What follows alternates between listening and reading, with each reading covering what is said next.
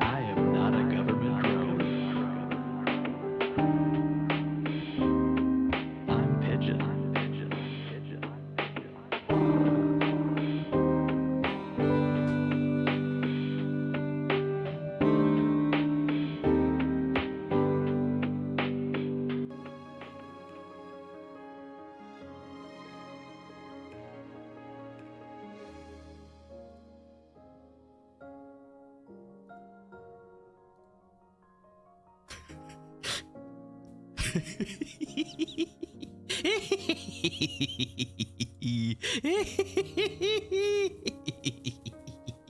Oh my god. Oh, hello. Hello, everybody. Hi.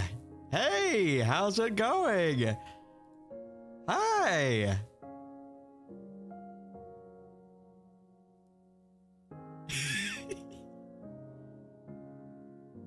What the fuck?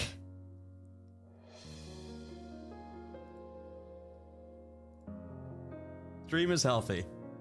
What the hell?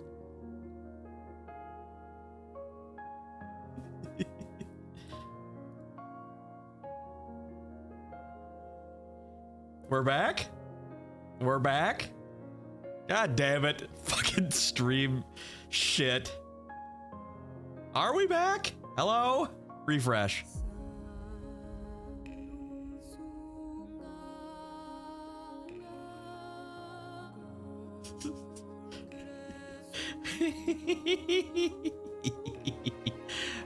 I have been on a tirade the last couple days. I am going insane, guys. I'm actually going insane over here with all these fucking new revelations. I think this this fucking event, this event has opened my third eye to so many theories.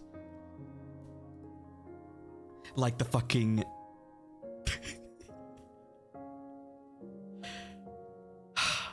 Look at the symbol. Look at the symbol on Enoch, okay?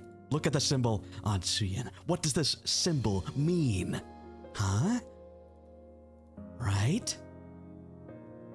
I'm not crazy. I'm not crazy. I know the relationship that Enoch and Enme had. Huh? Huh? And then how about this? We were talking about we don't know who the mother is. We don't know who the mother is. But look at that. Look at that. the mole under the eye, the purple eye, the strands of white hair. Look at this. Fuck. Suyin has a bit of white in her hair as well, and the mole under her left eye.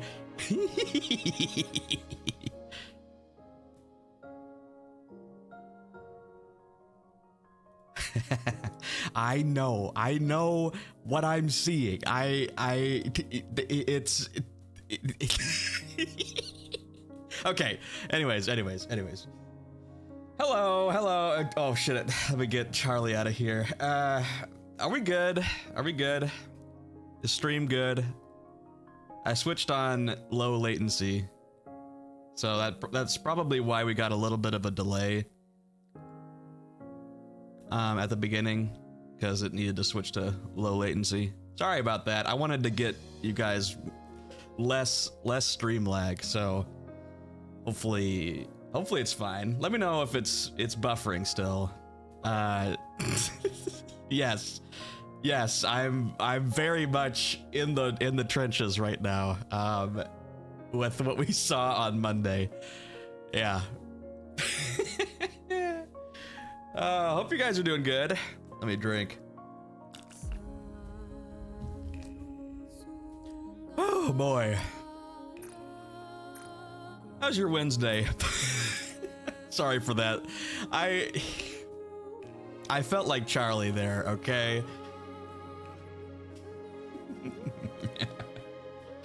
Snow Crane was once human too. What we sipping? I'm sipping a, let me see what I'm sipping.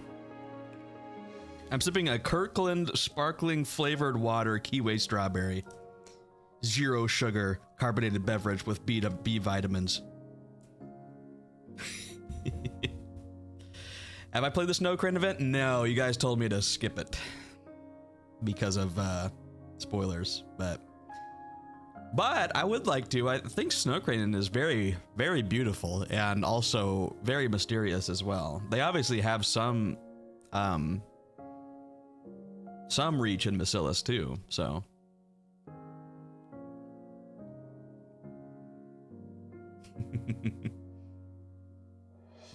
This is great. This is great. I have not done this much theory crafting. Guys, the amount I literally, after stream on Monday, I just sat in bed and thought about Chatterbox and his relationship to Enoch, Enoch's relationship to Enmy, Enmy's possible relationship to Chatterbox, specific locations on the surface, communications set up, surveillance network.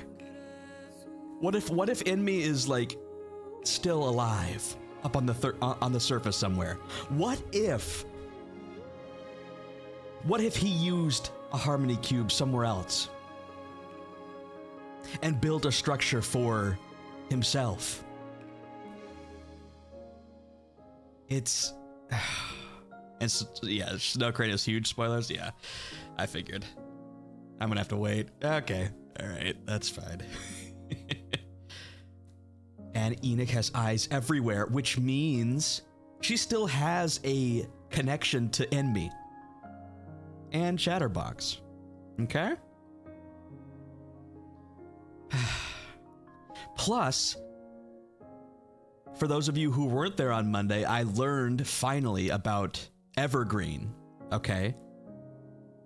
Which, now that I say the word out loud, it makes sense why it's a drug for increasing your lifespan. Evergreen, a tree that is grown to last forever, or for a very, very long time.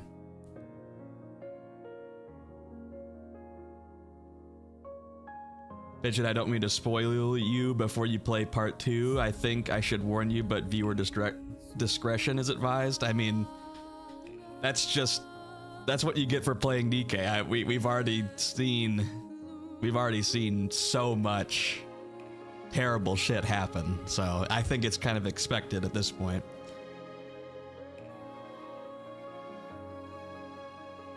By the way, Pigeon, do you know that individuals can make deals with Enoch that aren't Chatterbox? Right? Well, yeah, I know that. I'm just hyper-focusing on their relationship, though. I want to know more about Evergreen and why, who it's used on, because I don't think it's widely available to the public. Maybe it's a open resource just like anything else, but that makes so much more sense as to why Anderson is gone all the time. And got the chat on delay, I see. I just changed it so that it would be on a shorter delay. Probably a rich person drug. That's what I'm saying. That's what I'm thinking. You think about, like, in a society like this, the people who have the means obviously want to live forever, prolong their bougie lifestyle, because I can't accept death. But I remember the cutscene of Anderson being hooked up to all those fucking tubes.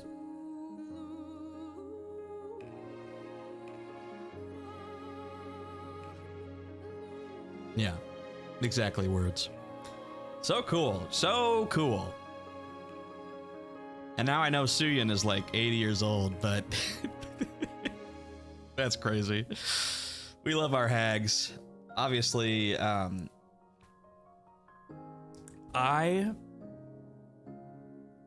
Suyin's still annoying, okay? Let me state this.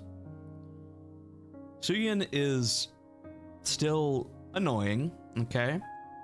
But after seeing this, I can't really fault her, okay? Enmei succeeded in creating a monster that before he left. Okay. None of this is her fault. And she hasn't had the tools or the means to really change her behavior to an extent. With all the pressure, with all the, you know. Anyways. Is the monster Suyin or Jian? I think he made a monster out of both of them because both of them have different ideals and different ones. I think they're both monsters. Unfortunate creations. Two emotions are not mutually exclusive. Yeah, no, I still think she's a she's a bitch sometimes, and you know, her views on things I don't agree with, but I see what she had to deal with now, and I, not the commander, because the commander wasn't there at the time, I'm seeing this through my lens, the viewer, and now I can come to terms with a lot of her backstory. Not gonna lie, I can't believe Evergreen wasn't spoiled for you because it's such a common knowledge thing that I thought they talked about it in Rafi or Anissa's Bond. No. That's why so many people got their comments like nuked, because no one, that was the first time I've ever heard about Evergreen before. I think back when I was speculating on like Anderson and such, like a couple chapters ago, there were like some relatively newer chatters that were just like, bruh, it's just Evergreen. Like, have you not read that? So maybe people just realized or didn't know that hadn't been revealed until way later, I guess. I mean, it's fine. Mods removed it, but is it still buffering? Are you serious?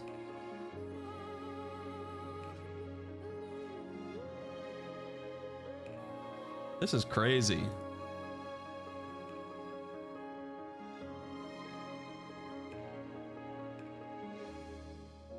I didn't even know about it until you theorized about it. Thank you, Baka. Are we good? Nothing on my side says that we're lagging. That's insane. Stream health. Stream is healthy. Yeah. I'm checking everything. No drop frames on my side, nothing.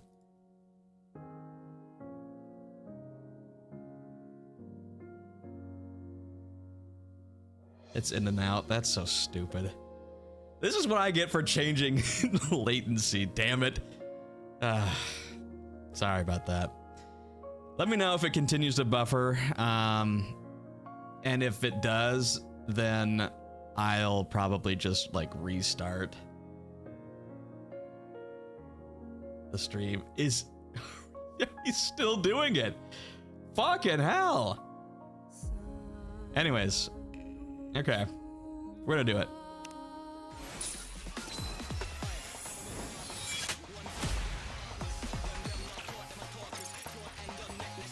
Well, yeah, let me know.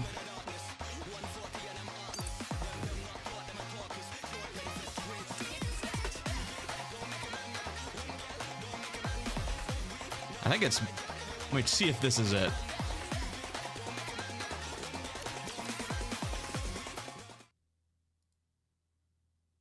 It's just the ending.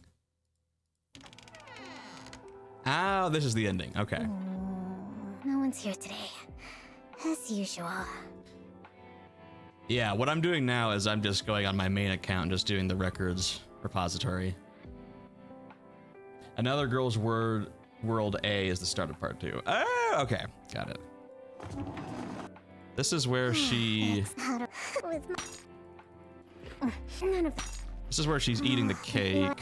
Was it really right? Yes! What the? Ew! Okay, okay. Got it. Okay, we'll skip this because we already saw it. But this is when Laplace enters. We did the favorite item story on Monday after this, so we know that they grew up watching the same hero movie, the Ultra Hero.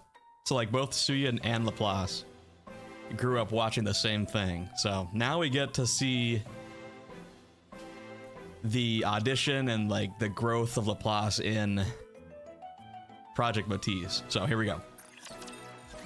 All right. All right. Let's do it. Let's do it. The girl's world begins in a worn-down back alley. Oh, God. Oh, no. This is gonna be sad. Oh, Jesus.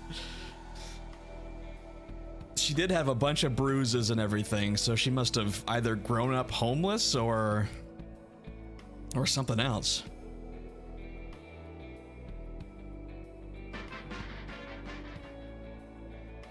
Across from her home, sound blares out of an old TV setup in front of the general store. Grand music swells as a stylishly dressed female hero appears.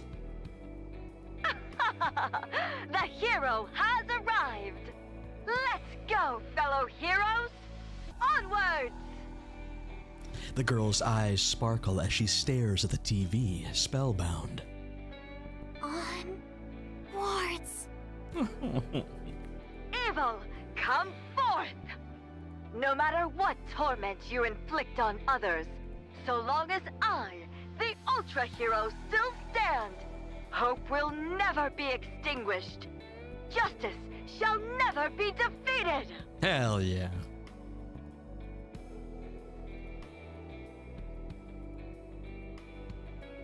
The girl thrusts her arm towards the sky.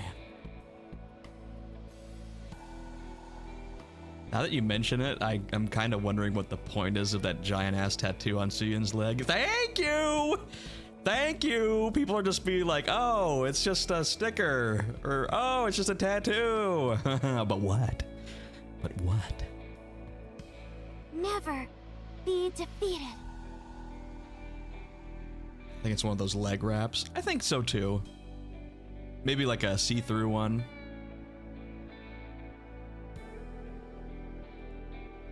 She adores heroes. Amid the grayness of her world, it is those superhero movies playing every day on that old store TV that are the only shimmering gleams of light in her life. Shut up, would you? Oh, no. Oh, God.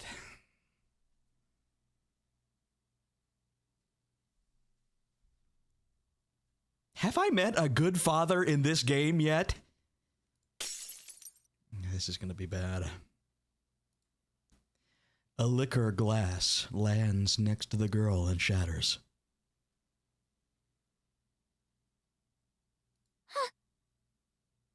I was wondering where you crawled off to. You watching that crap again? When the hell are you gonna kick the bucket? Gotta turn you into a Nikke so I can finally make some money. Okay. All right.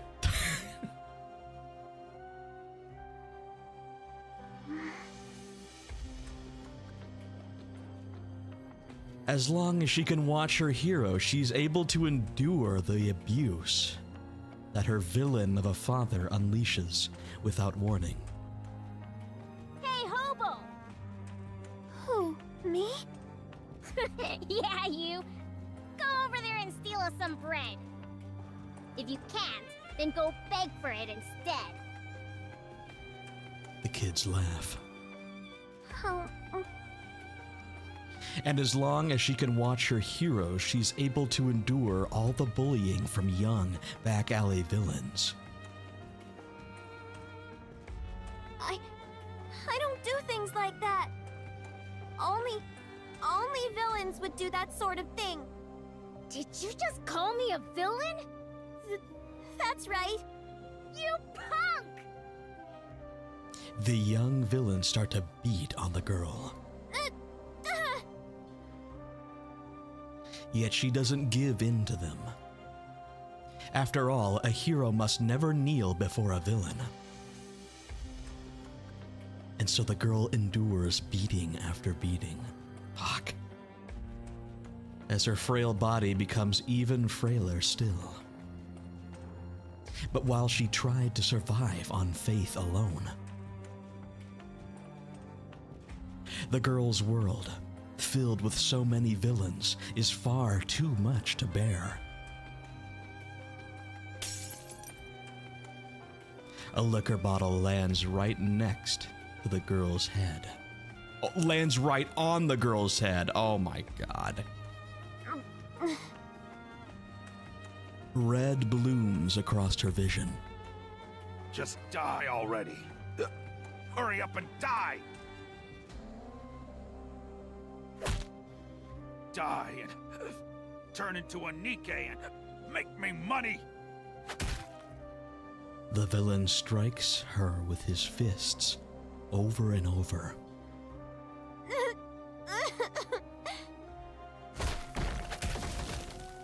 Jesus Christ. It's the worst beating he's ever given her.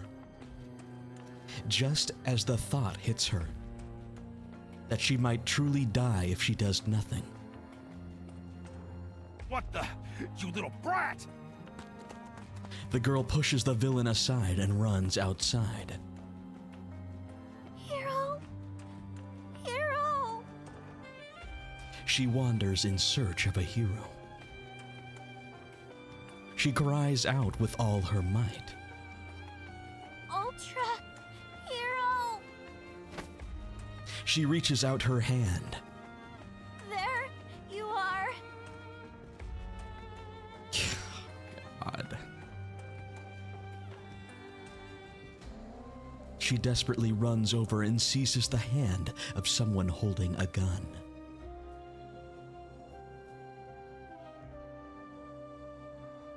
What the? What's wrong, kid? Before her is a Nikke, just like the ultra hero she saw on the TV. Please, help me, Hero! Help you with what? Come on, just leave her and let's go. This is a dangerous part of town. Please, help me, Hero! Suddenly she feels someone behind her. The villain grabs her by the hair and yanks her back. What are you looking at? Never seen someone discipline their kid before? Come on, let's go. But... He's a human. There's nothing we can do. Let's just hurry up and go. What are you staring at? You damn Nikkes. Here to steal more jobs? fine. Let's go. The Nikkes walk away, leaving the girl behind. Hero? Fuck. The beating starts back up again. Not a single soul passing through the alley pays attention to her cries. Rain starts to pour down from the sky. What the? It's raining. Now I'm all wet. What a drag. The girl makes a splash as he falls to the ground. The villain walks off, leaving her behind in the rain. Fucking God. Okay. Oh my god, nuke the Ark. Nuke the Ark already, fuck.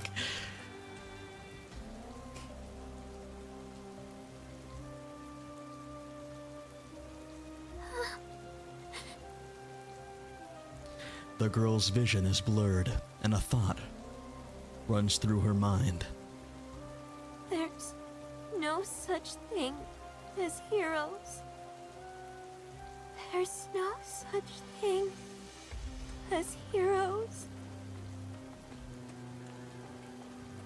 There were never any heroes. She hears someone scream.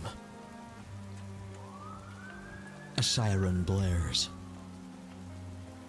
echoing as the girl's world goes black.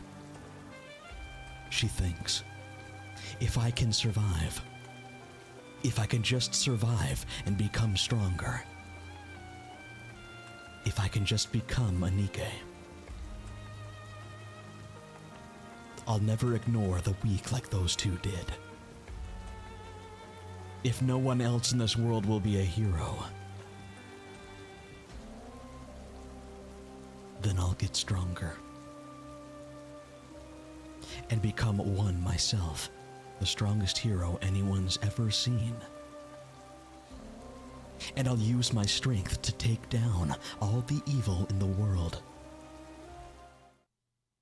From that day on, the girl begins to live for nothing but the chance to become a hero.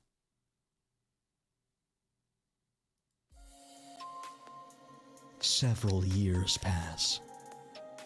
Hello, Dyer. Sorry, this is heavy. This is heavy stuff.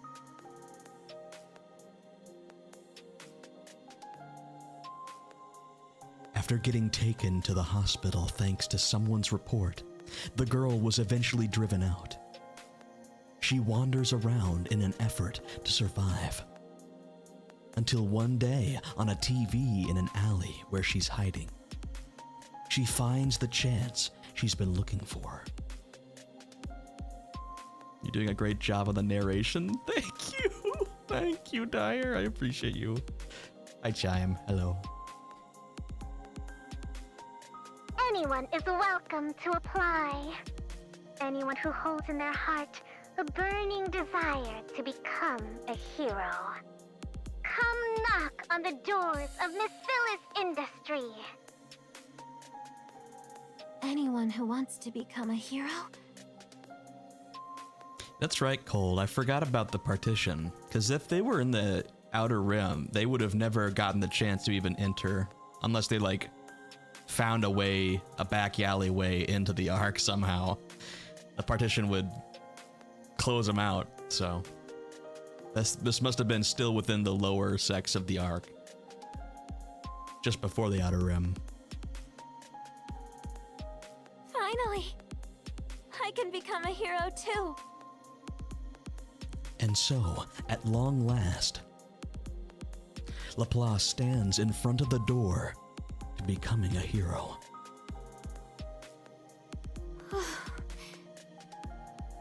She reads the words "interview room" written clearly on the door. Let's do this! She opens the door and steps inside.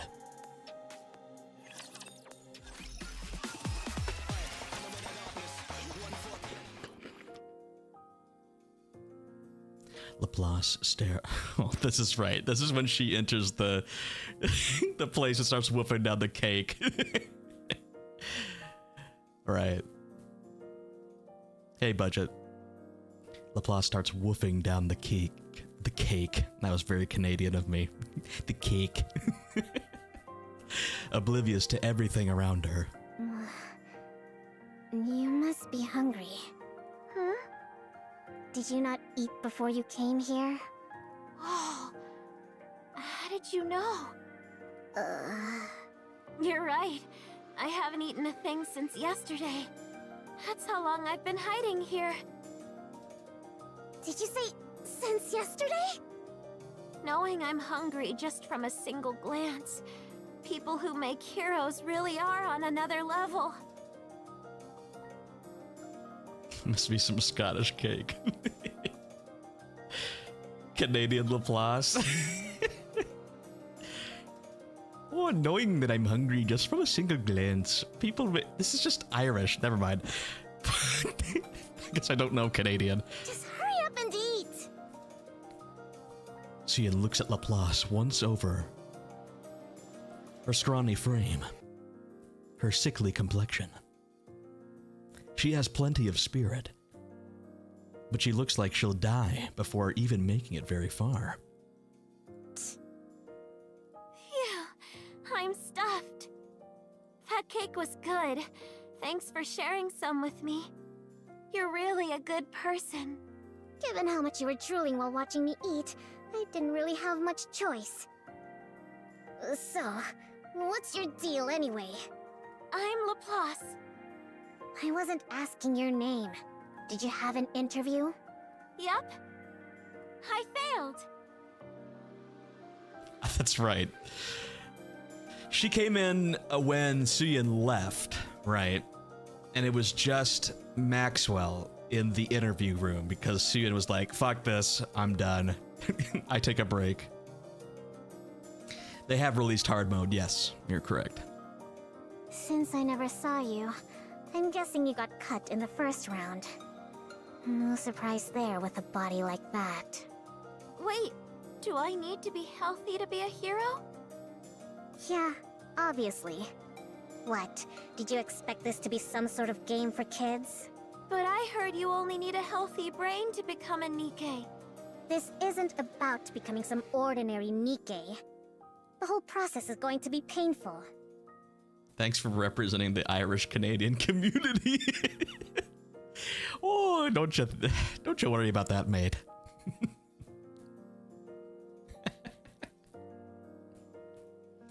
Question pitch, are you familiar with Laplace's demon? If not, it's quite a fascinating thought experiment. I've heard of it. I don't recall what it exactly is about. So please, by all means, you can explain it in the chat if you want. I'm familiar with the term. I just can't remember what exactly the experiment was. And if you're not strong enough to endure it, you could die. That's why we're only looking to accept people who are both physically and mentally healthy. We're not trying to get anyone killed. Physically and mentally healthy, huh? With the state you're in, there's no way you'd be able to handle it. So you're saying as long as I can endure it, I can become a hero? Yeah, but I doubt you'll make it. So just finish your cake and be on your way. And don't come back here. Suyin walks off, leaving Laplace behind. All I have to do is endure? It's all you've been doing this whole time, Laplace. That's easy! Alright then. From this moment, I'm gonna endure with everything I've got. Basically, the demon is a super advanced machine that is able to calculate the exact position of every single atom in the universe. By doing so, it's able to reverse engineer those positions, seeing the past, the present, and the future with perfect accuracy. Interesting. Huh. The next day. Oh, what a pain. Another day without a single decent candidate. Hey there, Suyin! You scared me! You? What's your deal? It's me, Laplace! I wasn't asking your name! Why are you here? To become a hero! You said it yourself! All I have to do is endure, right?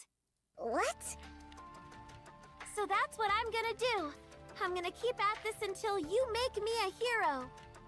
Oh, I get it. You're going to stage a sit-in, are you? You think that'll make things go your way? A sit-in? No! I'm just gonna stay here and endure. That's the same thing. By the way, are we not having cake today? You think I'm crazy enough to feed you? You'll just stay longer. You want to endure? Try doing it without food. Suyun walks off. But the next day, Hey there, Siyun! You're still here? Yup! And you haven't eaten anything. I'm fine. I'm used to going without food. Before I first got here, I didn't even eat anything on the long walk over. That being said, no cake today either? oh my god, feed this girl cake, please. No! And the day after that, Hey, Siyun! I'm still here! Don't be. and the day after the day after that. See, Siyun? I'm enduring. Fuck. She's sweating. Is your plan seriously to sit here and starve to death? I don't plan on dying. And yet here you are, enduring without food and water. I wouldn't say that exactly. The bathrooms have water.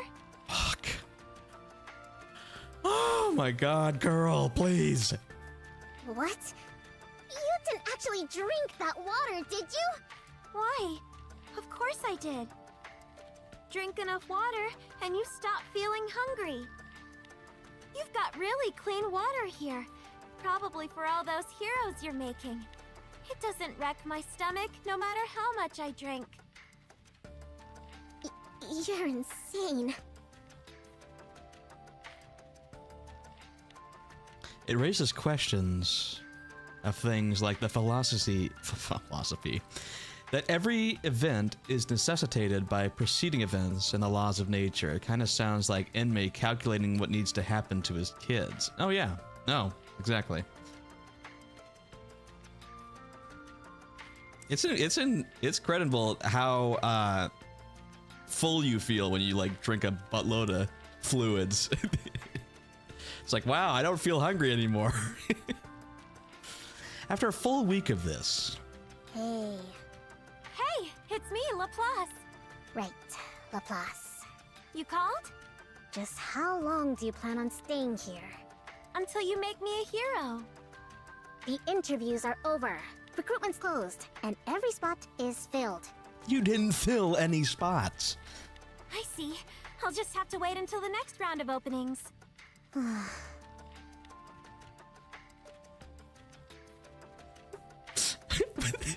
Chime. When Laplace says, hey, it's me, Laplace, you just reminded me of, hey, it's me, Goku. Hey, it's me, Laplace. Listen, you think I didn't accept you for my sake? It's for your own good, got it? It is? Yeah, because someone as frail as you could die during the tests. Can't you make a Nikke with just a brain, though? My brain is healthy. Who said anything about your brain? Your body may not be able to withstand it. You could die. I appreciate you being honest about the danger involved. But I'll be okay. I can endure it. Ugh, there you go with that word again. It hurts, okay? It'll hurt so bad that even a healthy person couldn't take it. I'll be okay. If that's what I have to do to become a hero, I can take whatever you throw at me. Laplace's eyes shine. This body of mine might be weak, but my mind is in great shape. That's why I know I can do it. I can become a hero. Suddenly, Suyun finds that she can't look away from that gaze. Give me just one chance. If you believe in me, then no matter what trials or difficulties may come, I'll become a hero right before your eyes. Just watch. You win. There we go.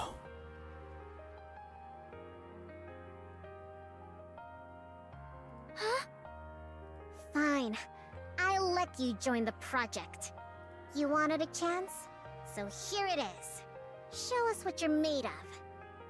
It's going to be much more painful than you imagine. But yeah, throw yourself against the wall. Let your soul get crushed.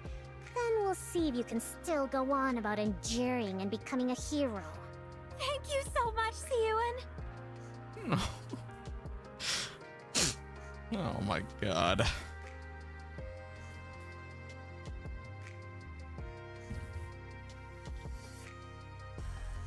Don't go blaming me later, though. I believe in her. I am a birdie. I'm not responsible for whatever happens, including you dying. Of course. Follow me. I'll get you into the lab. I promise to repay this kindness someday. Don't go making any promises until you actually survive. So what's the deal? With what? Be more specific. Ice soup. That Laplace kid. What's she doing here? What do you think? She's a candidate for the project. With a body like that? Is she a friend of yours? Why would I be friends with someone like that? I just did the interview and hired her, okay? So you saw how weak she is, and still chose to hire her? I gave her a clear warning. I told her everything. She's the one who chose to do it. Well, of course she did. That's why she walked into the interview room in the first place. The interviewers wouldn't stop griping about it, so I went and watched the video of her first interview. I could immediately tell she's someone you'd find endearing, but physically, she's got too many issues. Hey Pitch, I'm still lagging behind on your playthrough, so I'm avoiding spoilers by not watching today. But I still had to drop in and say you're killing it. Thank you, Cliff! Thank you, Cliffera. Thank you. Genuinely the best DK tuber out there right now, so I am going to shed tears. Okay. If this event is, oh my god. Thank you. You don't need to say that, but thanks. I appreciate that. God damn it. It was one thing. It was one thing having someone cosplay me at Offkai without my knowledge. It's just, I'm glad you guys are here. Genuinely. I'm very fresh into this whole content thing, but thank you for being here. We'll keep getting better. Okay. It's obvious she wouldn't even last until the real tests even began. You know, I see your comments all the time, Cliff. It's great. I can kind of track where you are right now. Thank you, Dyer. Yeah. Less than 100 subscribers away from 1K, 1,000, which is crazy. Also, just to reiterate, big surprise coming at 1,000 subscribers. It might have to do something with Nikke. It might have to be something to do with Nikke, so wink wink, nudge nudge. Anyways. That's why the interviewers cut her. We'll keep up the hard work. So what? I'm the one in charge, remember? Also, this is one of my favorite background musics to go on during events. Specifically this one. Wait, what? It's a secret! It's a secret! It's a secret. It'll get announced once we get it. Pigeon Red Shoes cosplay. Fuck that. All right. I can add one extra participant if I want. What if something goes wrong and she dies halfway through? You know what'll happen. Our image will take a hit. And that's it. Bitch takes out a $50,000 loan and just blows it on gotcha. Wouldn't that be such a crazy stream? Hey Bill, we just started. We did one of the cutscenes so far, so you're still on time. No worries.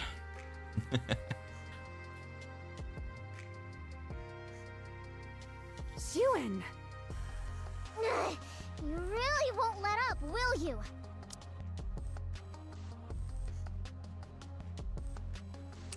She says she wants it, even if it kills her. Just let it go. You think I let her join because I wanted to? That brat held up for a whole week. A whole week? What do you mean? Never mind. Anyway, I passed her, so stop questioning me about it and just put her on the project. End of discussion. Yeah, okay. But if she can't handle it and runs off, we're going on without her. Got it? Do whatever you want.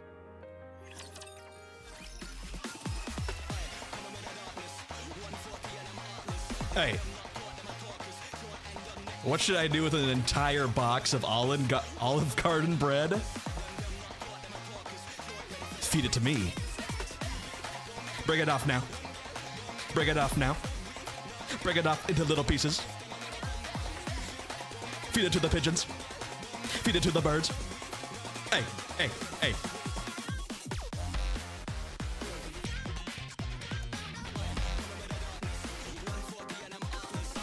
JK, don't actually feed birds bread because it blocks our airways and suffocates us. Wait, maybe that's just ducks. I don't know.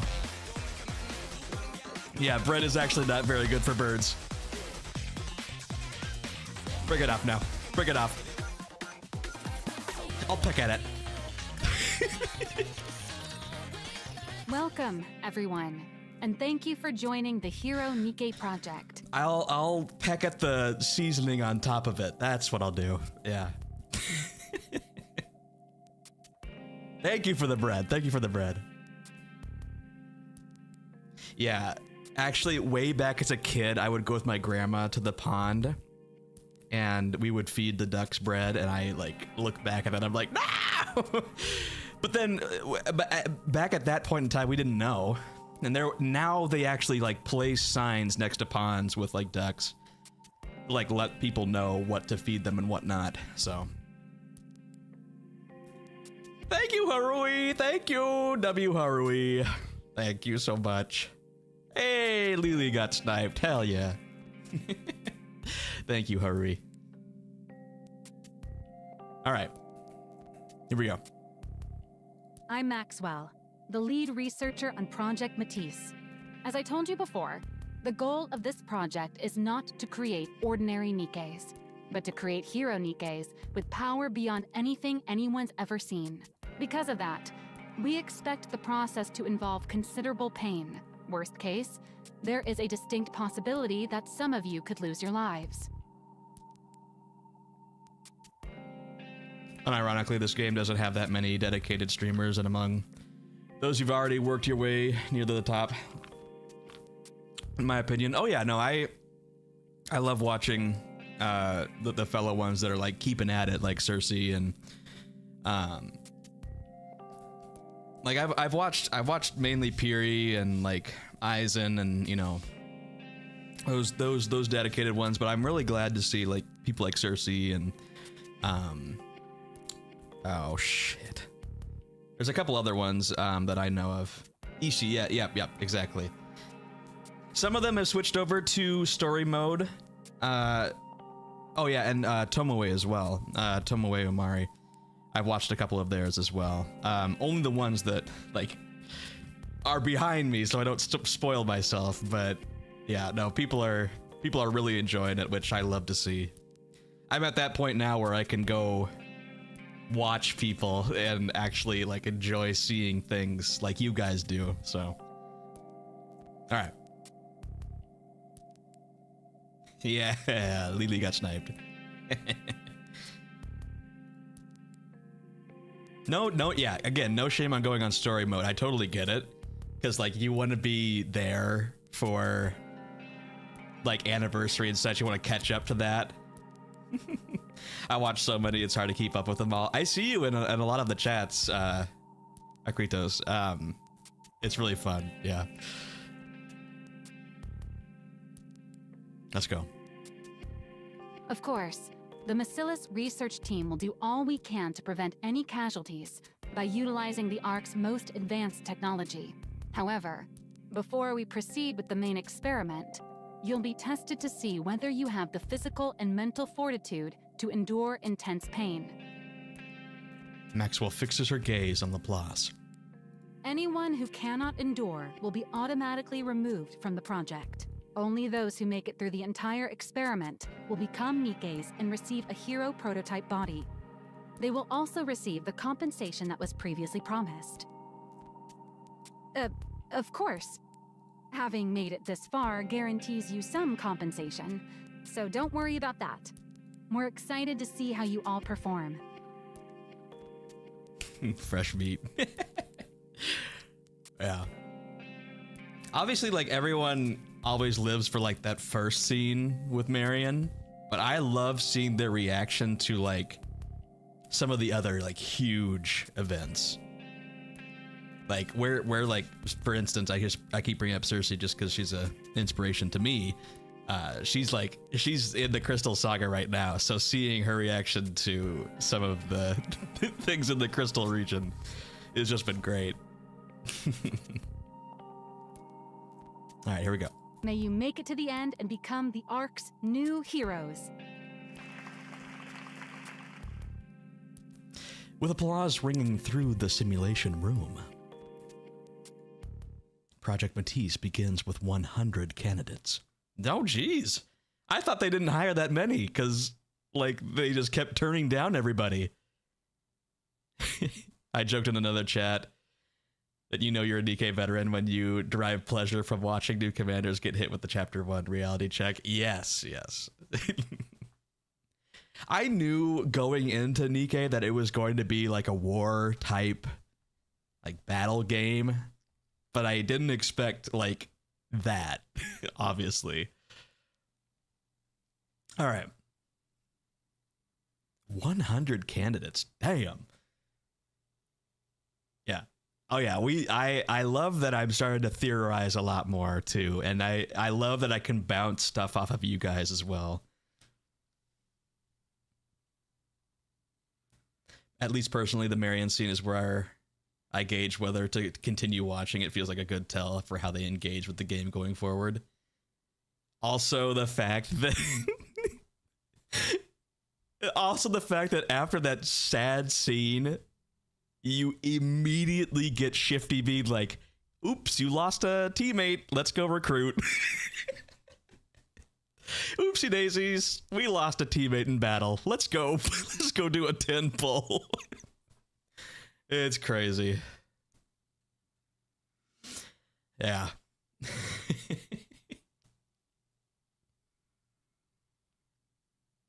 100 candidates. Damn. The only downside is that some of the chat are suggesting events way too early compared to the timeline. I did see that in a couple other streams. I personally chimed in that said that I got, like, a good feel for the game by doing it in the release order, because you guys were really good about, like, guiding me on the right path. I did see some people, like, do what was it, like, Red Ash or, like, stuff, like, way too early, and then they had, like, it kind of skewed their playthrough a little bit, where like doing Overzone too early. Right, yeah.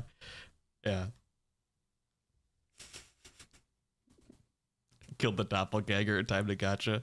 Again, if you are just here to watch Nikke, that's totally fine. But my shift at midnight playthrough with Sam last night was so chaotic. It was great. It had gotcha in it. And we spun the wheel. I always suggest Miracle Snow if someone wants to dip into events early. Miracle Snow is a great, like, starting event. No one will believe you. Shut up. Anyways, okay, let's refocus. There we go. Once the testing starts, the candidates receive injections at regular intervals. Who in the world would make such a frail child join this experiment? What was Huan thinking? You're mostly busy yesterday. No worries. Again, like, people are busy. I totally get it. It's just, if you wanna laugh, it's a very chaotic stream. It's a great game. It's a great, like, horror comedy game. No one forced me into this. I volunteered. Yeah, that's what they all say. The thing some people do for money. Huh? Once you get the injection, you'll feel a burning sensation right in your stomach. It's going to hurt. That's all normal, though, so don't worry. If you don't feel like you can handle it, don't hesitate to come tell me. Okay. Oh my god. Laplace. After each injection comes a brief rest period, followed by a meal that's part of a prescribed diet. It feels like my insides are on fire. An unfamiliar pain surges up from deep within her body.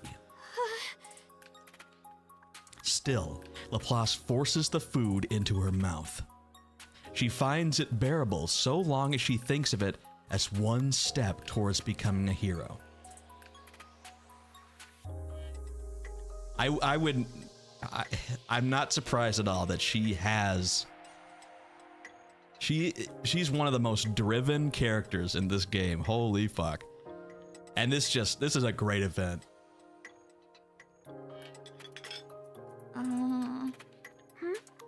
Are you talking to me?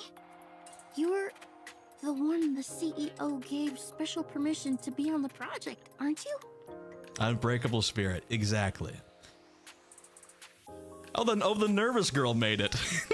Well, I don't know who the CEO is, but I do think they gave me special permission to join. I see. What made you come here? I came to become a hero. It's amazing that there are this many people who also want to be heroes. What? What? I didn't come here to be a hero. I came here to make money. I'm here to become a hero. Aren't you? Oh, I see. Hey, Jacob. You really are as strange as the rumors say. I'm strange? It's nothing. Enjoy your meal. Enjoy your meal. As much as I'm a huge fan of Maxwell, and Maxwell gets a ton of love in this event, even I can admit Laplace is the true hidden gem of this event. Where's Drake? I swear, guys, they're going to put Drake immediately after the Persona collab. And we're just going to have to tank it. Maybe it goes this Persona. There's also a bunny event, right? There's a bunny event. Then there's Drake. I know they're gonna do Drake before anniversary. They always tease. Yeah. Typically, yes. Fourth Annie will be Drake Annie. Really? I think I know. It's probably gonna be some pilgrim. I'm not sure quite yet, but we'll find out. Or overspec. The nervous girl hurries off. Huh? Bunny Drake. Oh shit. Now that's something. Now that's an idea. Before long, she starts to hear whispers all around her. She's a weirdo. She's only here because of favoritism. She's got a hero complex. She's an attention seeker. She was gaslit into being here. Everyone clamors on about her, judging her through whatever their favorite lens happens to be.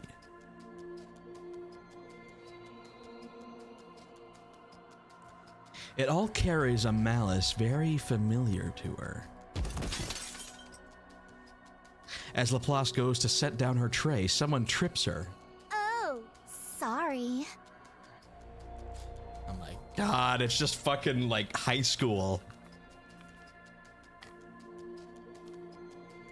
My Hero Academia. I mistook you for a twig instead of a person. I'm surprised you actually hit the ground. I thought maybe you'd grab onto some of the strings you pulled to get in here. The woman giggles. I see. It seems even a place that makes heroes has villains in it. What? A villain like you must never be allowed to become a hero. Heroic retribution! Laplace lunges at the woman wearing the ribbon. You two, over there! Stop it! After the meal comes physical training. If all they need is our brains, then why do we have to do all this? Seriously, ugh. I feel like I'm burning up from the inside out. Laplace is last among all the candidates, struggling harder than anyone just to keep running. Look at her. She's practically dying. She's the CEO's favorite, right? The one who attacked that girl earlier. Looks like favoritism doesn't make the training any easier. People sneer at the feeble Laplace as they pass her. Her body, battered from the fight earlier, throbs all over. She's run out of stamina and feels like she might pass out.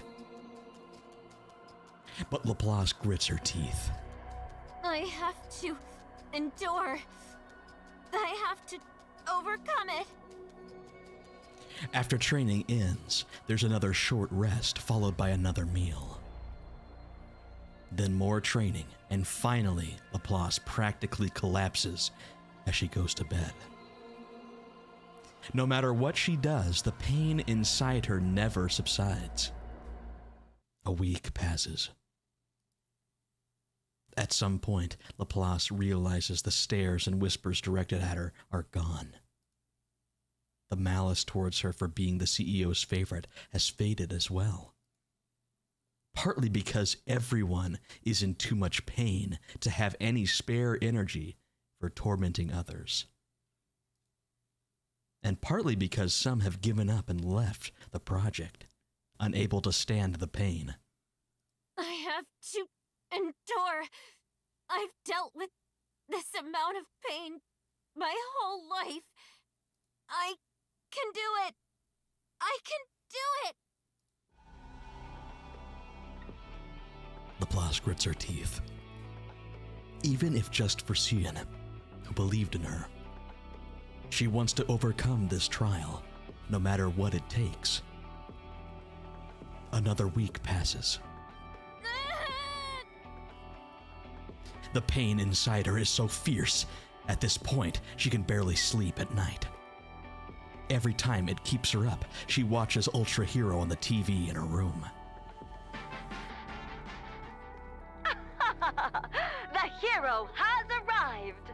The hero has arrived. Let's go, fellow heroes! Onwards!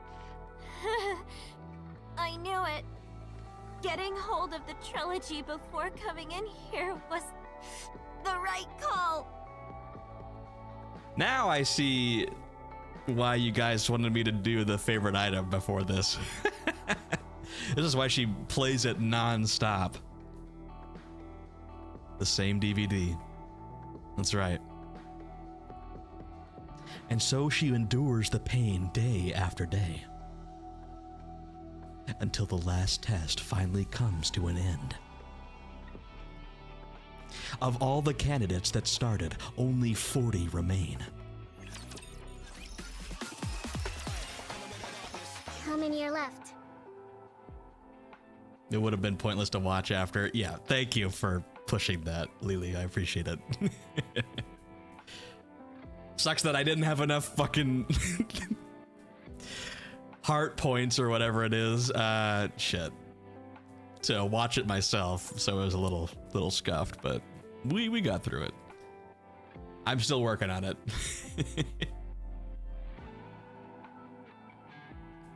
40. That's fewer than I expected. It is what it is. Ordinary resolve can't get you through that kind of pain. Oh, but did you hear? She made it. Who are you talking about? That Laplace kid. She scored the worst on all the physical tests, but even still, she made it through them.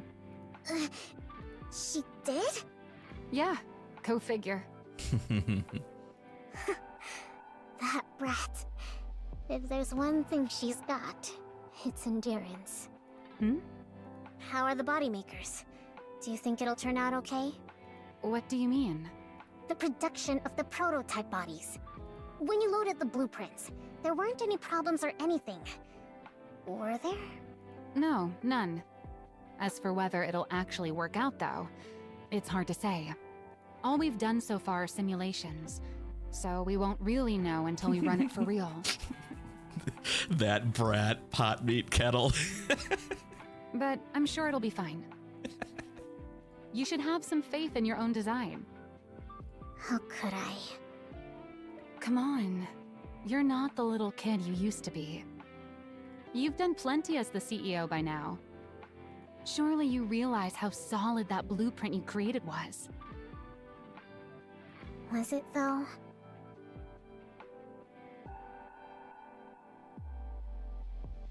God damn. Fuck. Enemy had a kid with Snow Crane. I know it. Sorry, I'm going back on this tirade again. Fucking hell. The mole, the white hair amidst the black and the purple. The purple eyes. Bacillus. I don't want to take my meds. I'm gonna take a drink. That is good. That is good sparkling water. Okay. I wish I could play the Snow Crane event. Damn it. Bro's gotta relax with this. Ah, this bitch. Also, I looked at the belt a little bit more. I don't know if that's necessarily Ultra. I mean, it's got what appears to be wings, but I don't know if that's necessarily the face of Ultra. Looks more like a cocoon of some sort, you know?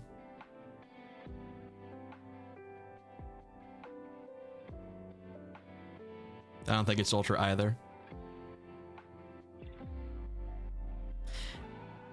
But he does have these memory fragments as a little charm over here. It definitely makes me think of a butterfly almost. Yeah, yeah, Ultra's more of just like a beetle, kind of. I mean, it's got the wings, but not quite. So it's something else.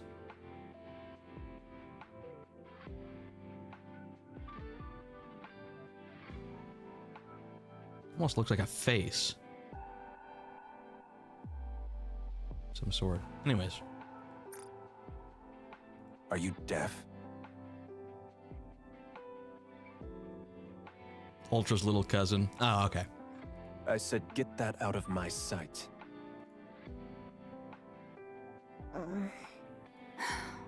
Still thinking about what happened that day? No, I just remembered something else. Suen, trust your own judgment. You're no longer that little girl.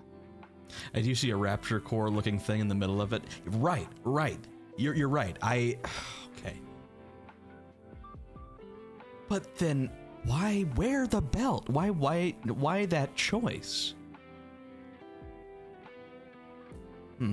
Okay, I'm gonna focus on the story, and then afterwards we'll theorize for a little bit. You're the CEO of Bacillus. You think I don't know that? I want this project to convince you of it.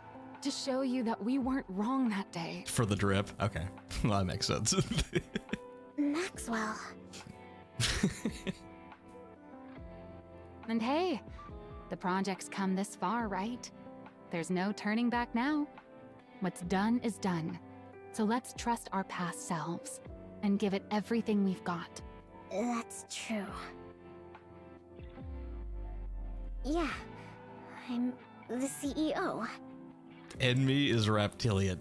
That's that. I'm glad you put the smoking emoji next to that too, Plans. Because you're smoking. I'm the CEO of Bacillus now. I can do this. Yes, you can. On the day Project Matisse is set to produce its first round of prototype bodies, numerous researchers bustle about inside the Matisse lab.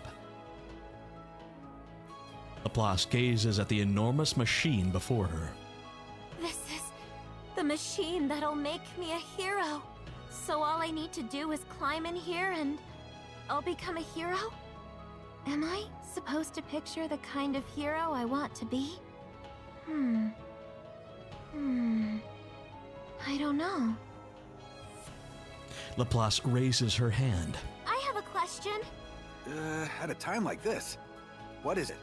While I'm inside this, should I be imagining the kind of hero I want to become? There's no need to force yourself to come up with some ideal image. In fact, you don't have to think about anything at all.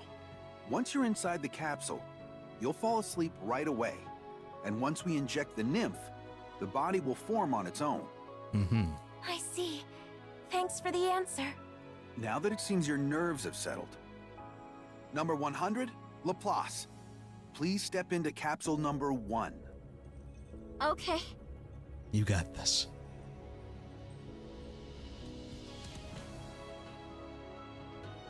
Laplace steps towards the capsule as she tries to calm her pounding heart, and looks down at her own hands, knowing it will be the last time she'll ever see them. She sees small, frail hands, scarred by the hardships of the world. Etching that sight into her mind one last time, Laplace clenches her fists. It's time to become a hero. She holds onto that thought as she surrenders herself to the capsule. Subject has entered the capsule. Blueprint parameters have been applied. What's the energy status of the body makers? All clear. No anomalies. Good. Suen, all preparations are complete. All right. Sian looks at the 8 enormous machines lined up in the lab. She closes her eyes. A hero, Nikke. What childish nonsense. You've squandered not only the company's time, but its manpower as well. Her father's words from that day still ring vividly in her ears. I want this project to convince you of it. To show you that we weren't wrong that day. Pushing her unease into a far corner of her mind, Suyin opens her eyes. Begin. At Suyin's signal, the body makers roar to life. The body makers, that's crazy. A deep mechanical hum fills the air. The production of the Matisse prototype bodies begin.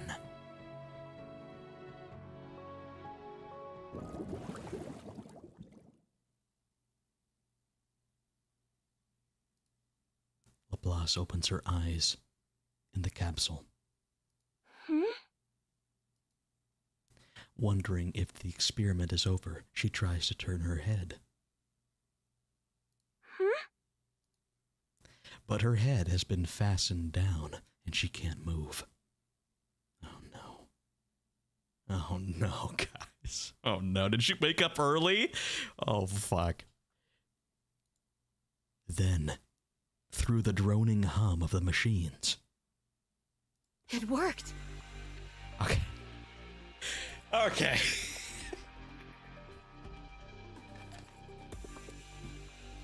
Whew.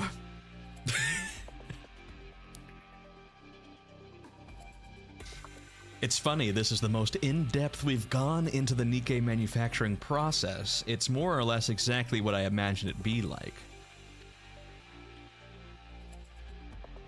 We basically just get into a capsule and nymph gets injected, the body starts to form. That's crazy. Such a cool process. I hope they animate. I hope for a lot of things. Obviously, Outpost Tales is goated and great, but I would love to see this process animated as well. Feels like some sort of like Ghost in the Shell type thing, you know? Ah, so cool. Sounds a little like body horror to me too. Well, yeah, that is true.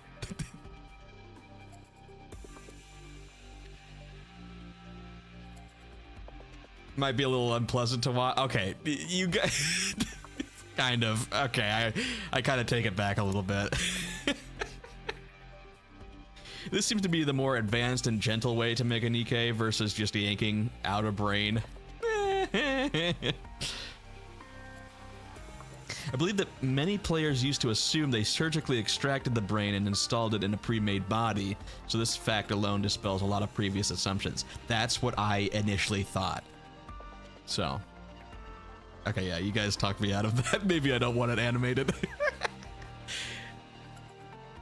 Like what goes on in a cocoon for butterflies. That's why he wears the evolution on his belt. That's what that is.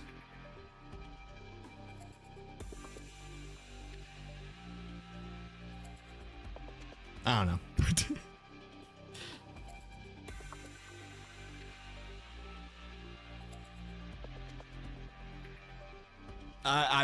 I'm trying not to like put on my tinfoil hat, but yeah. She hears the voices of people celebrating. In the midst of her confusion,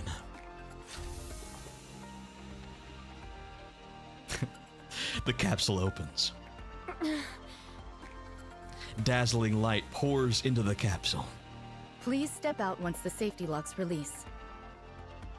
The restraints come undone, and Laplace steps out from the capsule. Whoa! Oh, hell yeah. And she's got the tag.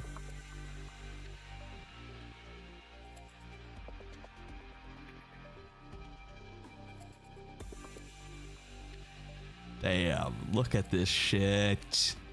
She's got like a fucking tag on her ear. And she's got these glowing horns, which kind of looks something reminiscent to Deep.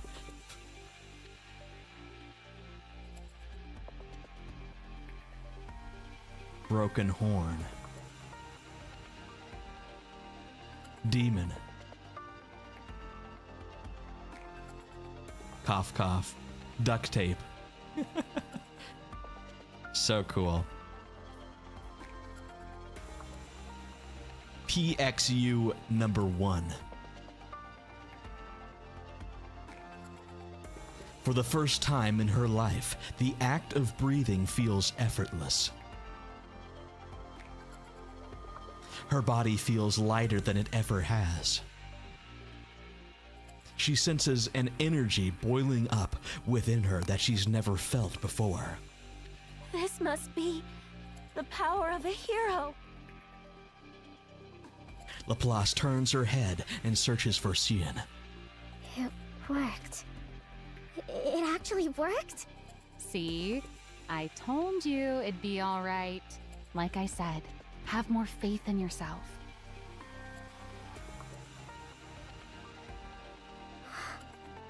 Yeah.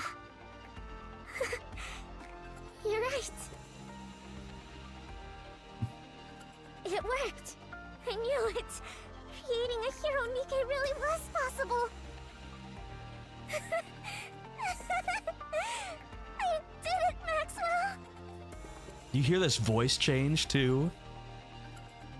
Reminiscent of her excitement as a child. Not her usual, like, bratty sneer you hear. This is genuine happiness and excitement. Maxwell gives Suyin a pat on the back. Great job, Suyin. Yeah. Suyin!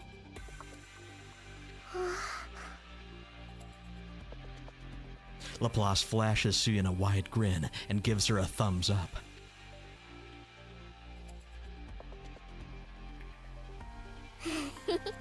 What's with that goofy grin? Seeing Laplace's face, Suyin smiles back. In that moment, the first experiment officially becomes a success. That's so cool. That's so cool. Breaking news. Macillus Industries' Hell Project yeah. Matisse has succeeded in producing its first prototypes. 8 candidates among 40 have received prototype bodies in the first round of production and have been deemed stable. 8 candidates. So who are the other 7? Don't answer that. Don't answer that. Is Drake one of them? I don't know. Shit. They don't show who the other ones are yet. I don't know. I don't know. Macillus CEO Suyin announced the company would proceed with a second round of prototype bodies with production beginning tomorrow afternoon. It would appear the manufacturer is one step closer to the creation of a hero Nikke. What the? We barely made the prototype yesterday, and it's already in the news?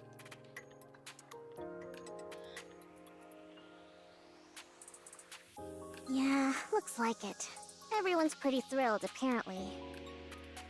Word gets around fast. Almost too fast. Almost like communication networking is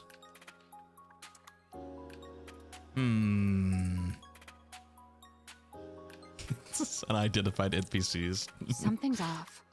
Don't you find it weird how so many details are getting leaked?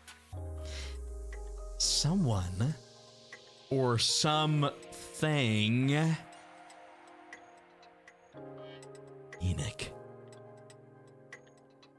Enoch or a rat. So what? Someone was probably just eager to get the good news out. If the PR team wants to put in the work, let them. Yeah, I guess we've got more important things to think about anyway. As the report said, all those who received bodies in the first round are in good shape. Their energy output isn't as high as we expected from the design, but their physical capabilities are on an entirely different level than regular Nikke's. As for the energy output, I figure we can fine-tune it in the next phase by feeding in electrical energy. Sounds great. Everything's going smoothly. I don't like this. I don't like this. When people say that things are going smoothly, that guarantees something's about to fall. We can kick off the second round of production as soon as the body... Who's messaging me all of a sudden? Suyin picks up her phone. Jian? Oh no. Oh no. Oh no. Jian caught on to the news and wants to congratulate her little sister. What do you want? Hey, baby. Hello. Sorry. Drooling feral pigeon calling.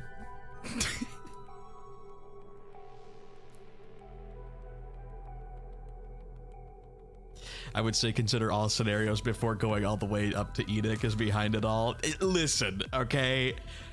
I am going to suss that AI out until the rest of my days. But you're right. I should probably weigh in my other options. Can you take your hand off your cheek, please, for no other reason? Anyways, what do you want? What else? To congratulate you, of course. I heard you produced your very first Nikke bodies yesterday. How'd it go? Did they come out all right? Are you happy with them? That's none of your business. That must mean it went well. Seriously, what do you want? Oh, don't be so angry. She's even got the skin fangs too. Feral pigeon and ignite. Okay. I just wanted to congratulate you. And to give you a little warning.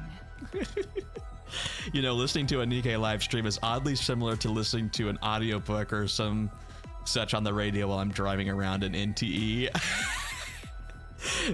Driving around in NTE is so relaxing. I love it. A warning? Have you heard anything about what the board's up to? Keep mentioning this board. The board on the central government or the board on Macillus industry? Because I'm assuming like each company has like a board of directors and then the CEO, right? Living their best lives? I don't know. The project's going well. They can't have anything to say about it, right? Oh, but The they Borg. do. They've got a lot to say. Precisely because your project's going so well. What's that supposed to mean? I believe it's Macillus's board of directors. Okay. Yeah, that makes sense.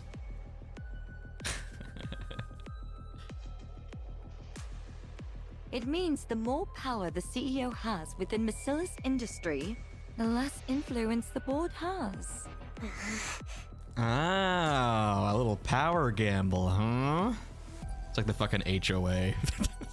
Back when Father was CEO, the suits didn't dare do anything. But now that it's Cian, they feel like they can enact more influence because she's quote unquote a bratty child, even though she's like 80. But ever since you took over, they've been running wild. You haven't been able to keep as tight of a grip on them as Father did. It's not that I haven't been able to. I've just chosen not to. Oh, I'm sure. In any case, you haven't kept them under control. And with the recent dip in public opinion, they were going to use it as an excuse to rattle you and get a tighter hold on the company. Oh, right. You're right, Lily. In my time during the commander, she's like 80. Okay. Yeah.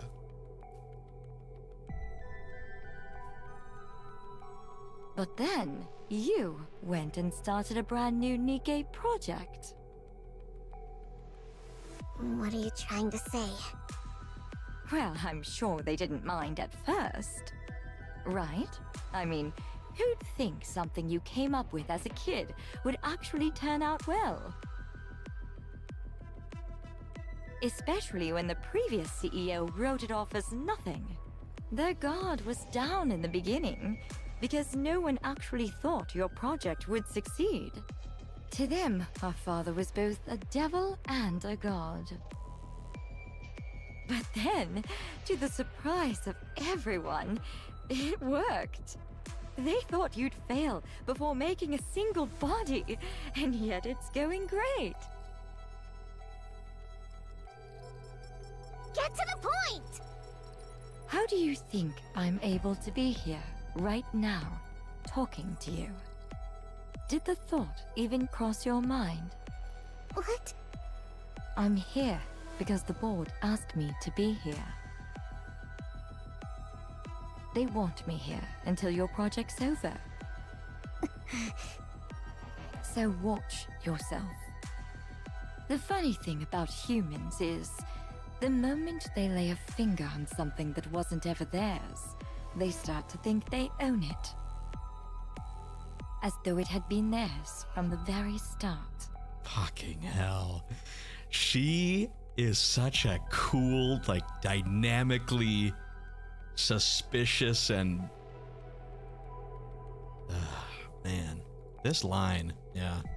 The funny thing about humans is the moment they lay a finger on something that was never even theirs, they start to think that they own it, as though it had been theirs from the very start.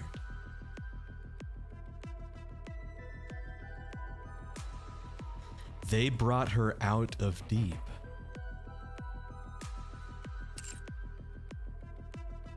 Because she's like quarantined down there, basically. Not like quarantined, but like from what we've seen so far, like Enmei was like, you need to be down there and only will like return up based on certain events or like confirmation that you can come up from the recesses of MMR.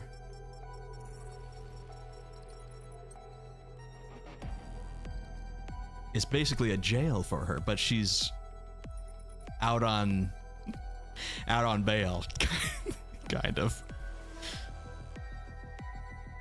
Only allowed up if the board or the CEO ask for it, and obviously Suyin is not going to do that, so the board's like, this is our chance. Then they get to thinking, if your success brings you any more power, you might take what's mine. And they convince themselves they've been backed into a corner. It wasn't us that was backed into a corner, it was the board. And so they're taking measures into their own hands. You know, they say a cornered rat will bite even a cat. How much more do you think it'll hurt to get bitten by a whole board of overgrown rats? All right, then what are you saying I should do? I already told you. Watch yourself. You've got a lot to protect at the moment, right? I clicked too fast, fuck. Such as, oh, I don't know. Those bodies you're planning to make tomorrow?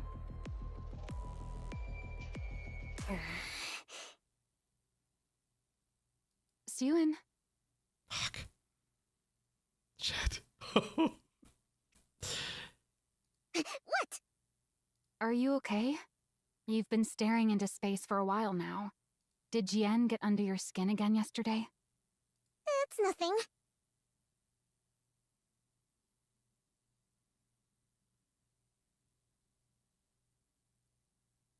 How are the preparations coming along? The body makers are all set. All that's left is for the test subjects to get into the capsules. But they're running a little late today. They're late? Sorry for the delay. All 8 test subjects have entered the capsules. What took so long? There was a minor issue getting the subjects into the capsules. It's fine now. Everything's been resolved. I can see right through you. I can hear the lie. It's fine. Everything's been resolved. No need to question, obviously. I'm not paid to keep silent. Something's gonna go terribly wrong. I already told you. Watch yourself.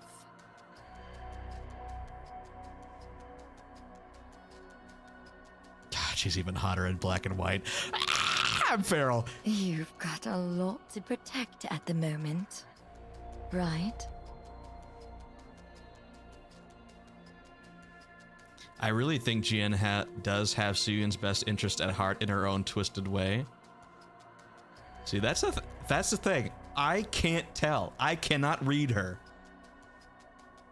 She's just like Sin. Remember when we first did Sin's like interrogation? I could not get a bead on her.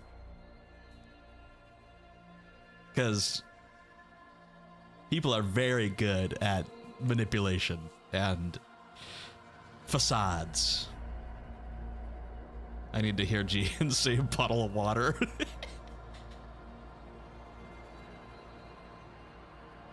She has motives, but the motives are in a pit of darkness. Such as... oh, I don't know. Those bodies you're planning to make tomorrow? Maybe this is her saying, there's going to be something that happens. I'm warning you, my half-sister. Something will happen to them. This is my way of warning you. No, hold on. I'll check them myself. Thank you. Okay. Sin relied too much on her quirk. The moment someone breaks free, she falls apart.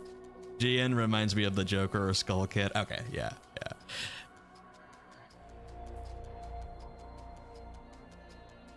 Who's the other one that I couldn't get a beat on? Oh, Ether. Ether's another great, like, perfectly written character, because, like, I can never, like, hone in on her intentions. Even if she's, quote unquote, a big part of my upbringing as a commander. Wink, wink, nudge, nudge. What? Cian approaches the capsules and begins inspecting them one by one. What's wrong? Is there something bothering you? No, I just remembered something someone said to me. Everything looks fine. Let's start the second round of production. You sure? Can you check? I want another opinion other than yours. I mean, you are the background of this operation, but I want someone to check. Okay. All right, it's gonna fail. It's gonna fail. This is gonna be an atrocity. A deep mechanical hum fills the air. The production of the Matisse prototype bodies begins. I'm an idiot to let her get to me like that. Oh, fuck. It's her. Oh, she's not checking that much because she still doubts her sister. I shouldn't have listened to her. Considering we know that Ether and Gian work together, that makes sense. It makes a lot of sense now. Was there really nothing that happened between you and Gian? Nothing happened. She just told me to watch out for the board. What? Oh, shit. An alarm? What is it? What's going on? The units are overheating. Their temperature keeps rising. This is bad. If it doesn't stop, the subjects inside the capsules will... Code Red, shut it down, now! What's happening? Amid blaring alarms and blazing red flames, the second round of body production results in all subjects melting inside their capsules. Ending in the worst failure imaginable. They just fucking melted in the capsules. Speaking of body horror, okay, I completely take back my my quote on having this animated. Pass.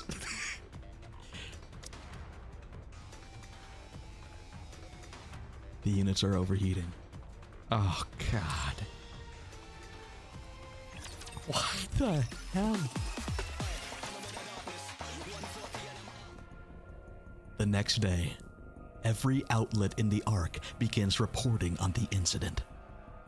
Today we have a shocking accident to report.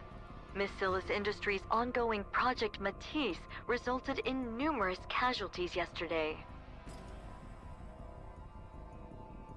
According to those close to the project, heat levels spiked during the second round of body production.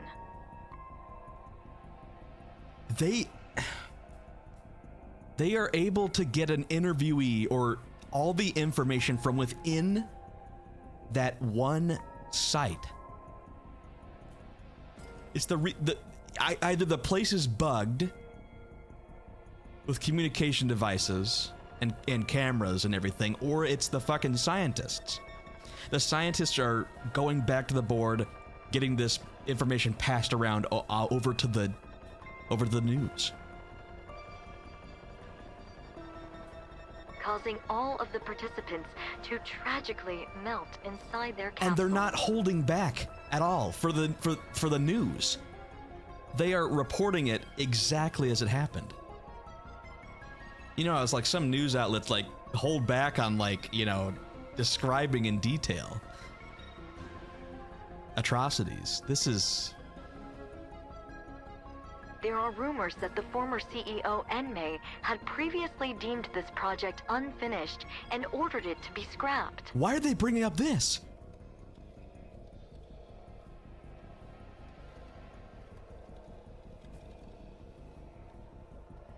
Raising questions as to whether this accident was a result of CEO Sewins conducting a reckless experiment based on an incomplete blueprint.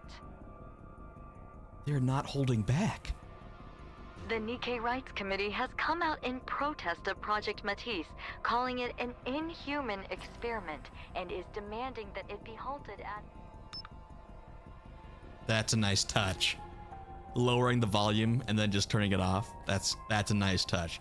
You don't see, again, you guys told me that like sound design and everything in the newer events are like dialed up so much. It's these little things. This is insane. Turn it back on. You've seen enough. They're not gonna suddenly say anything that's helpful. I have to watch. I have to see what everyone's saying so I can come up with a plan. And what plan do you think is gonna come from listening to all that noise? Father must have been right after all. Fuck. Oh, jeez.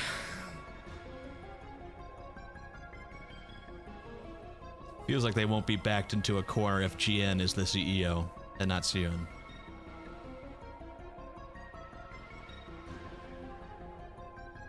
They feel like they have more power if that's the case. The blueprint was never going to work. This project was doomed from the... Hey, snap out of it. Nothing went wrong in the first round, right? So it doesn't make sense for just the second round to have problems. Jian told you the board was planning something, didn't she? Well, then they're obviously the ones behind this. We need to look again into what happened. We already checked! Nothing was wrong with the capsules. Same goes for the body makers. As soon as it happened, we tore the whole lab apart and found nothing. You know what that means? Maybe the second round actually went according to spec, and we just got lucky the first time. The blueprint may have been flawed from the very beginning. There's no way that's true. If it were, those who were in the first round wouldn't be performing this well. How do you know there's nothing wrong with them? Something could still go wrong. Their bodies could explode tomorrow for all we know. What are you even saying? It'd be impossible to do research if you only ever assume the worst. There will always be variables. So why do you keep insisting it's your blueprint that's the problem? Well, why do you keep insisting it'll be fine? That's what you said this time again. But it wasn't fine. We failed again. That's not... What? Are you going to tell me Father had some ulterior motive again? How am I supposed to believe that? You only ever lied to me. Fuck. Oh my god.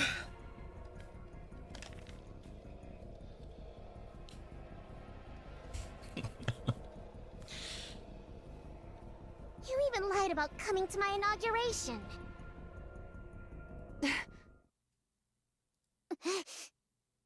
Is that what you thought this whole time? Oh no. Oh no. Does Suyin doesn't know? Yeah. Suyin doesn't know that Maxwell is a Nikke. No, it just slipped out. I mean, if you just left without trying to argue with me, I wouldn't have said anything. Are you mad? I'm sorry. Maxwell's face is pale as she stares at Cian, anxiously watching for her reaction. She sees the same exact child who long ago stood anxiously waiting for Enmei to evaluate her blueprint. You're still the exact same. You haven't grown at all. Maxwell? You doubted me this whole time. What? No. Look, I was just upset and I said something stupid. You thought I might not actually like you. But you needed me to stay close or else you'd feel anxious. Because you need affection from someone. Yes. That's why he kept me away from your inauguration. Oh. He needed to keep you anxious. I had no idea. I just felt bad, so I tried to overcompensate. Now I get why you're still stuck back in that time. What?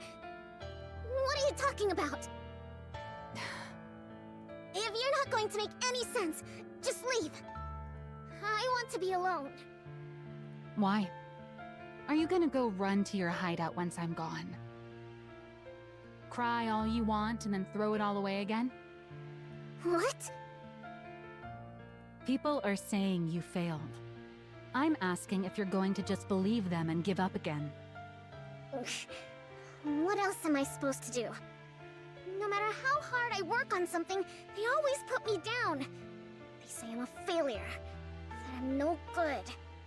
If you really worked that hard on it, then fight to protect it. It doesn't matter if you're anxious and lack confidence. Get a hold of yourself.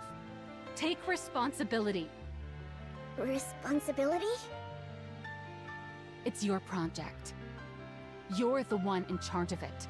Not just that, but you're the CEO of Macilis. You can't keep being that child who runs off whenever she's scolded by her dad. So what do you want me to do? I looked and looked and couldn't find anything wrong with the project. How am I supposed to believe in myself if... I'll prove it to you. What? You said this all happened because the blueprint was flawed, right? Well, I don't think your blueprint was flawed at all. I'm certain those dirtbags on the board are behind this. And the reason I know is because there has never, ever been anything wrong with your design. Maxwell. You still don't seem to realize it. Jesus. But I'm actually a pretty capable researcher. I'm going to prove that I'm not wrong about you.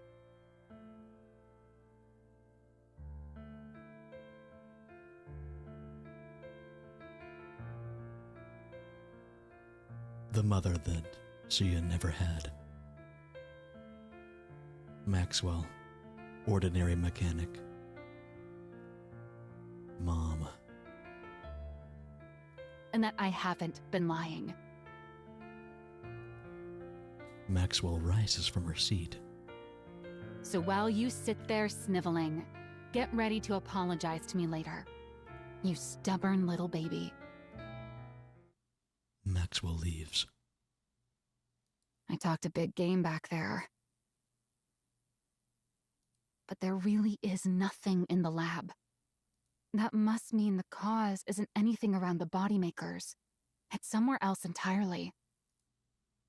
Maxwell looks around the hallway in the research lab.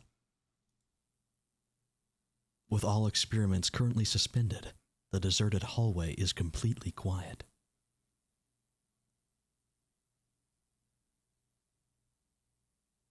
Where do I even begin? There are a few good fathers, very few good fathers in all of Nikke, but there's some truly fantastic mother figures. That's what I'm noticing. I have not found a lot of good dads out there, to be honest, in my playthrough so far. Maybe I'll see a good one at some point, but I'm not holding out hope. Imagine if Maxwell was Pitch's mom. Oh, well. Yeah, ever heard of Sigmund Freud? Lamau, that's a joke for some people. Lamau, get a little Oedipus. Anyways, suddenly she hears a loud series of thumps, followed by a bang.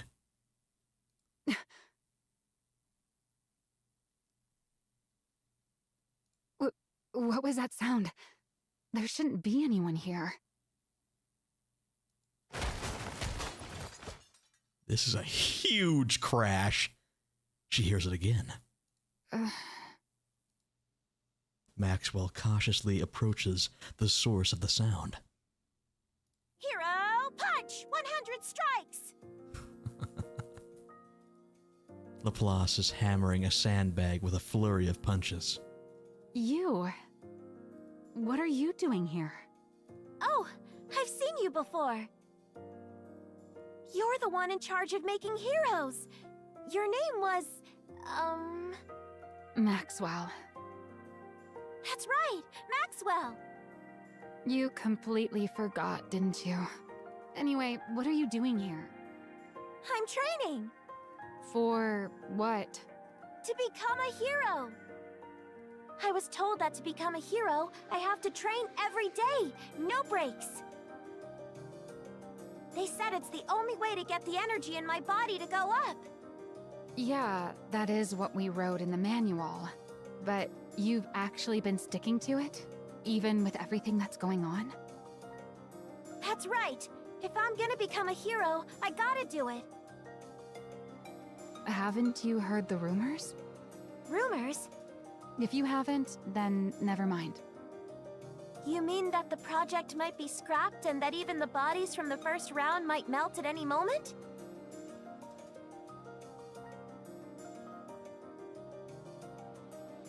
Oh, so you did hear them. And you stayed anyway? Yeah, I have to become a hero. You realize this whole create a hero project might be cancelled at any moment, right? Why does that matter? She's so cool. Yeah, and? I've already got a hero body. That's not going to change if the project gets cancelled. To put it another way, I've already got all I need to become a hero. And if I do become a hero, the project can keep going. Isn't that right? Yeah. I guess you're right, huh? I didn't have to look very far after all. You're the proof. You're proof that Suen wasn't wrong.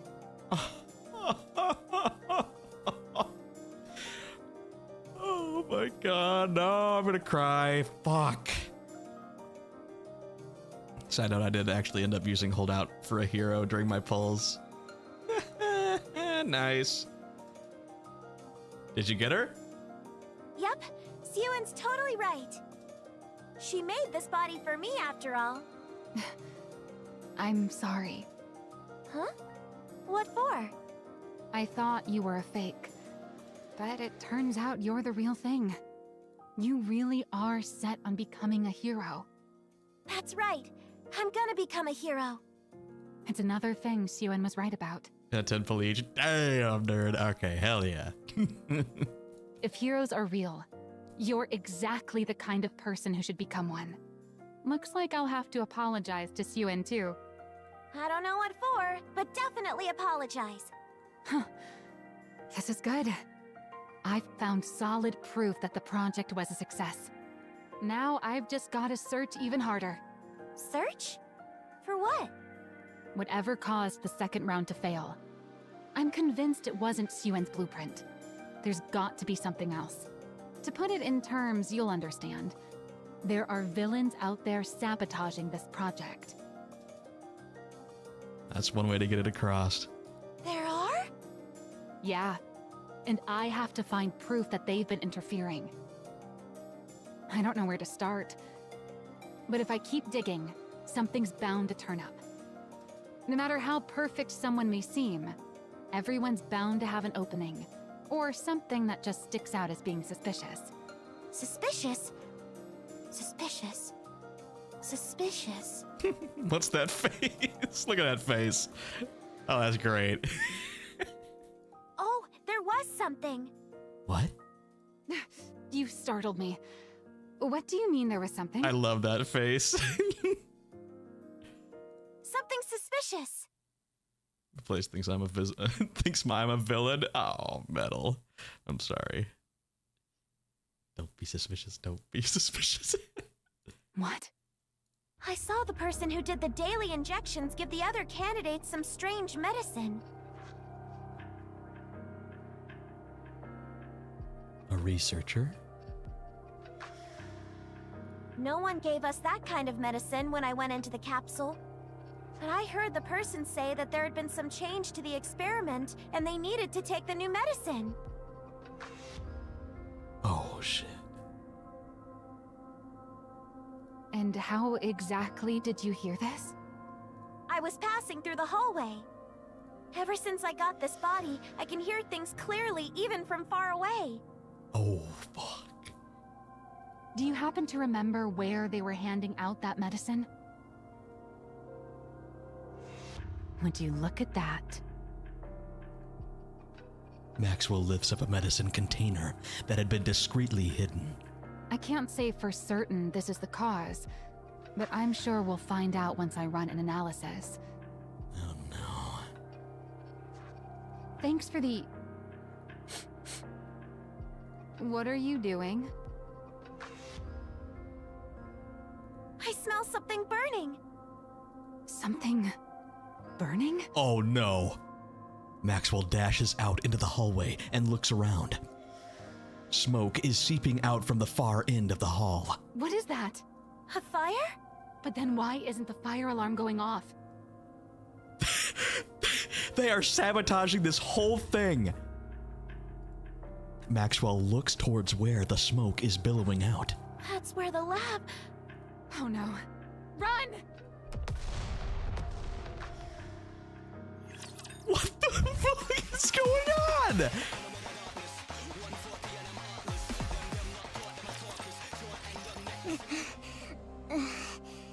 Oh no. Suyin runs. The moment she hears the news, she runs to the lab without stopping.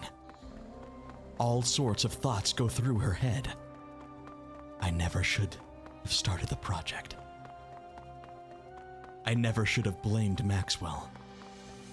I never should have said she lied. She starts to despise herself.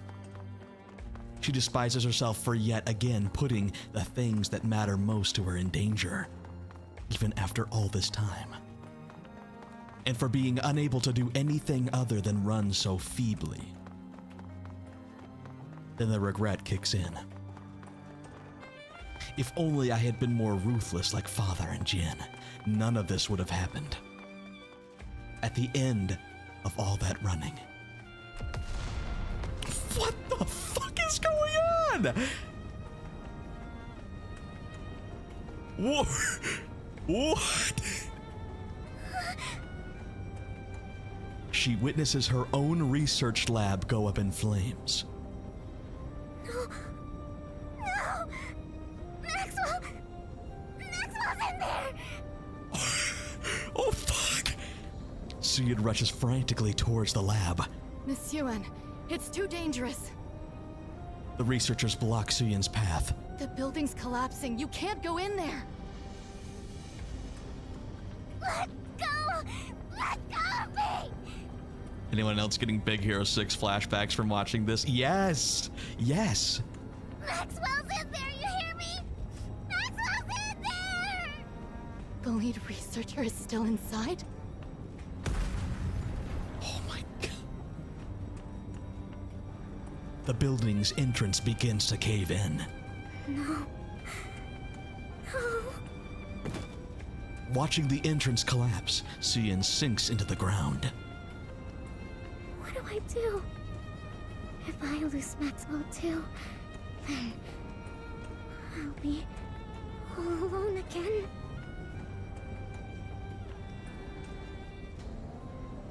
Oh no. As if in a trance, Suyin rises and starts to dart towards the collapsed entrance.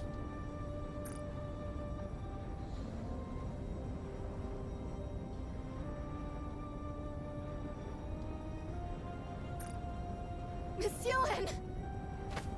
The researchers rush over and drag her back. No! No! No! No! Let go! Let go of me! Maxwell's in there! Hear me? She's in there! I have to save her! I can't lose her like this! Suyin pleads as she hangs from the arms holding her back. Help! Please, somebody help!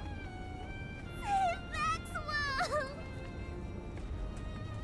She begs and begs again. Help! Please help! She pleads to a world that has never once in her life heard her cries for help. Please help! I'm begging you! And in that moment, someone answers her call.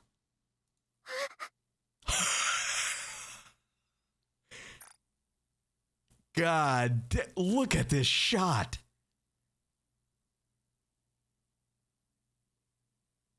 Oh God, this is a 10 out of 10. Look at this.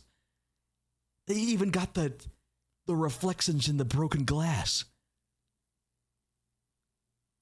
I just this screen alone, like, this is the first window. That's right, she breaks out the windows. Suyin looks up to where the sound come from. Heroic leap! Laplace crashes through a window and leaps down with Maxwell in her arms.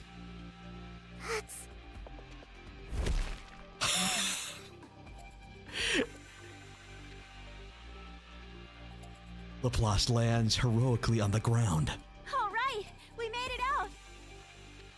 Maxwell! Suyin runs towards the two of them. Oh, Siyun! Is Maxwell? Oh my God, this is great. Laplace lays the unconscious Maxwell down on the ground. I think she fainted from shock when the blast went off. But she's safe, so don't worry. You saved Maxwell? And now I understand why well, for many reasons, but Suyin's relationship with Laplace is different from a lot of others. The person to save her quote-unquote mother. This is insane. This is insane. Hey, Mama Cookie. Hello, hello. That's right. And it's all thanks to you. Thanks to me. I heard you crying for help. And that helped me locate a window through the smoke. That's right, she can hear. She has super hearing. You hurt me. Of course. A hero must always heed the voice of someone calling for aid. This event is like... And above all, it was only because of the power you gave me that I was able to save Maxwell. The power I gave you? Your blueprint worked. You did it. Yep. It's all thanks to this body you gave me. Thanks to you, I no longer run out of breath no matter how fast I run. I don't collapse, even when surrounded by fire. I don't get tired carrying someone while I run. I don't even get hurt leaping from tall buildings. Now that I'm no longer sick and no longer weak, I don't have to hesitate to save someone. And all of that is thanks to the power you gave me. I'm gonna cry. This is... Why didn't you run away? What do you mean? Why would I run away? They said the bodies would break down. That you'd die. There were all those terrible rumors going around. Aren't you afraid of dying? Huh? Of course I'm afraid of dying. But you believed in me, right? You gave me the power to be a hero. What? So I won't run away. I promised. Remember? I said that if you believed in me, I'd become your hero.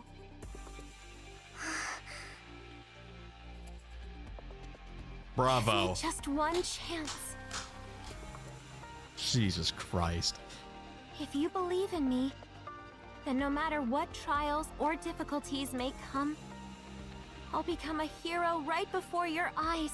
Just Cian watch. is willing to move heaven and earth for Laplace for good reason.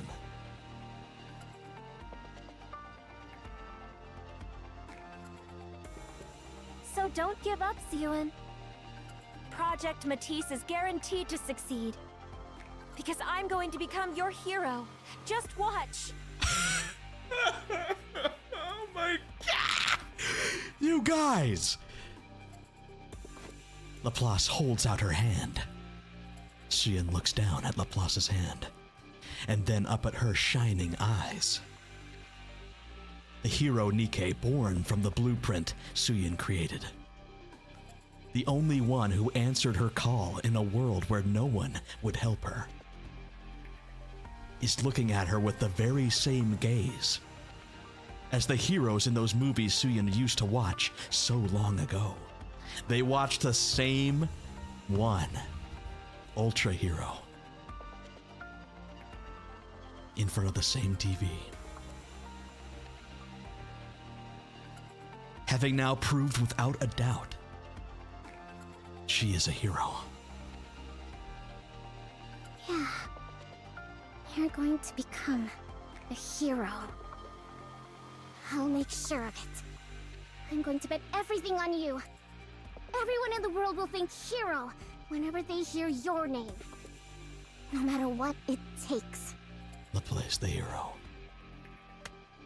Cian clasps Laplace's hand. I'm going to make you a hero!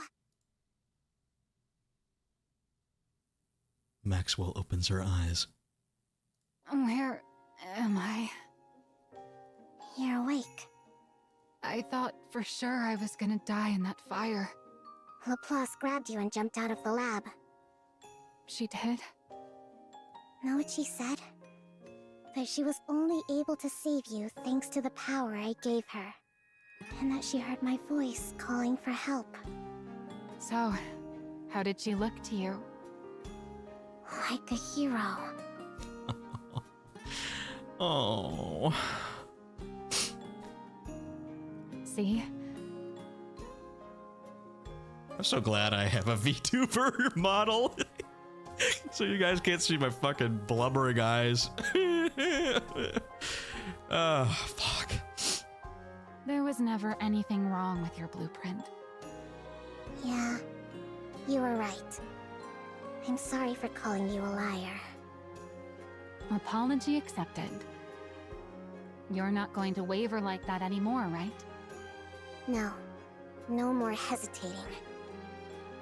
This all made it crystal clear to me. I have to do everything I can in order to protect what's mine.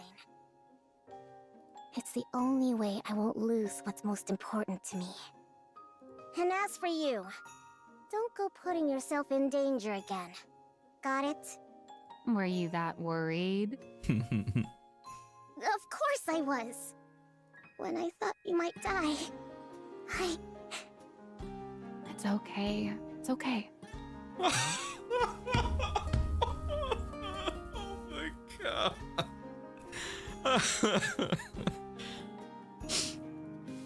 Maxwell strokes Suyen's hair. Thanks for worrying about me. Oh my god. I'm going to... By the way, I did manage to bring this out with me. Maxwell takes out the medicine container she found. Oh shit. What is this? The thing that caused the experiment to fail. Or at least, we think it did. We won't know the specifics until we analyze it. But at least we didn't come out of this empty-handed. Suyen stares intently at the container. Yeah, this will work. Leverage. It should be enough. Wow. Wow. Oh, I spoke too soon. I spoke too soon. What are you here for? It's like, oh, did you heed my warning? Bloody hell. Did you heed my warning?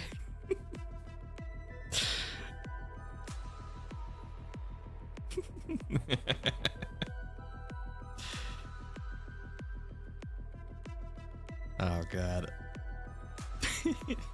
1 second. 1 second.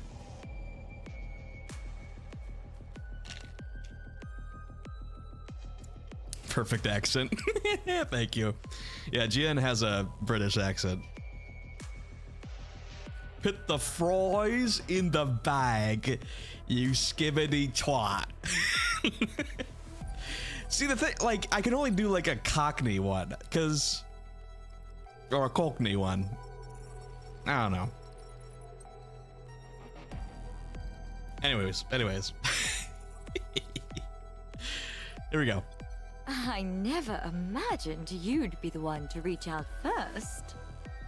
What's this about? I need your help. Oh shit.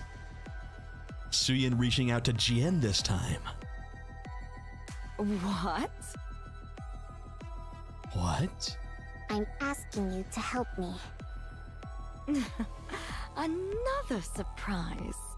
What's gotten into you all of a sudden? Yeah, this is like the first time that I've heard her like actually request to see Jian and not the other way around. I want to strike back at the board. Oh, it caught you off guard, didn't I? I want to make it so they'll never touch what's mine again. But I'm not powerful enough to take them all on by myself. A team up? Can you help me? You do realize they're all Father's people, right? Their lives were so comfortable when Enmi was around because they only did what was expected of them by Enmi, right? Or they were in on it too. He may have left years ago, but they're still acting as his eyes and ears. Right. Do you understand what that means? Father's still watching over us, even now. Enmi is not dead. He's out there, on the surface. Just like... just somewhere else. Not in Eden, no. Somewhere else. With his own communication device directly to the Ark with Enoch. And Chatterbox, maybe? Maybe tinfoil hat pigeon? Isn't that why you've been so afraid of them all this time? Yeah, I know. Father might not take too kindly to you going after them. Are you okay with that? I don't care. Hell yeah. Oh? Is that right? You're fully aware of the risks and still want to gouge out Father's eyes? If I don't, those leeches will keep trying to take what's mine. Exactly. They need to silence Laplace and Maxwell from revealing what happened. This whole fiasco taught me something important. If I want to protect what's mine, I have to crush the opposition through brute force. I'll make them so terrified, so helpless, that they'll never dare to lift a finger against me again. So help me. You hate Father, don't you? Oh.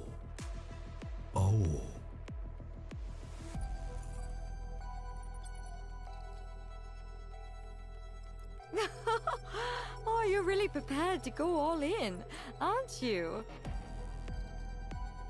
Sounds like you've learned a lot from your project going up in flames. Are you going to help or not? If I do this for you, what are you going to do for me? There's always a price. Nothing. Oh. Okay. What? So you're just going to use me and give me nothing in return? That's rich. That is rich. You want to talk? She didn't answer the question. Right.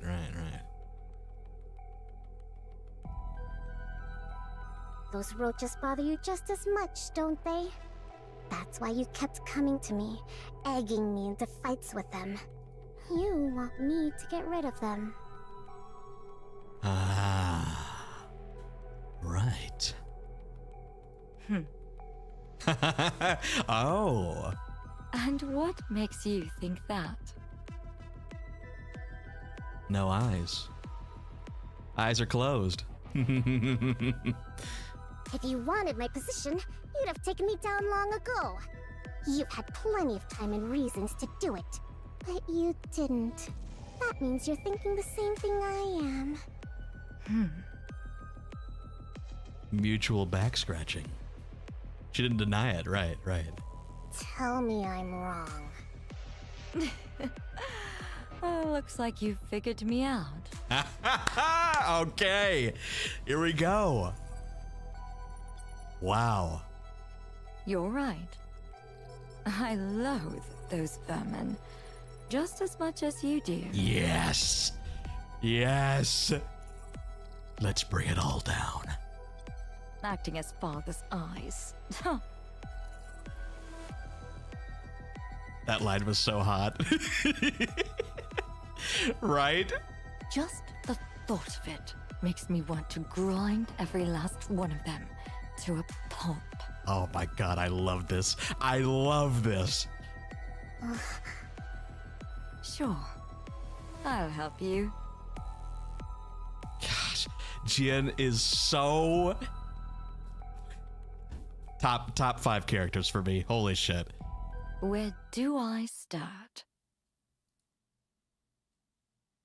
Sewan! Maxwell! It's an emergency!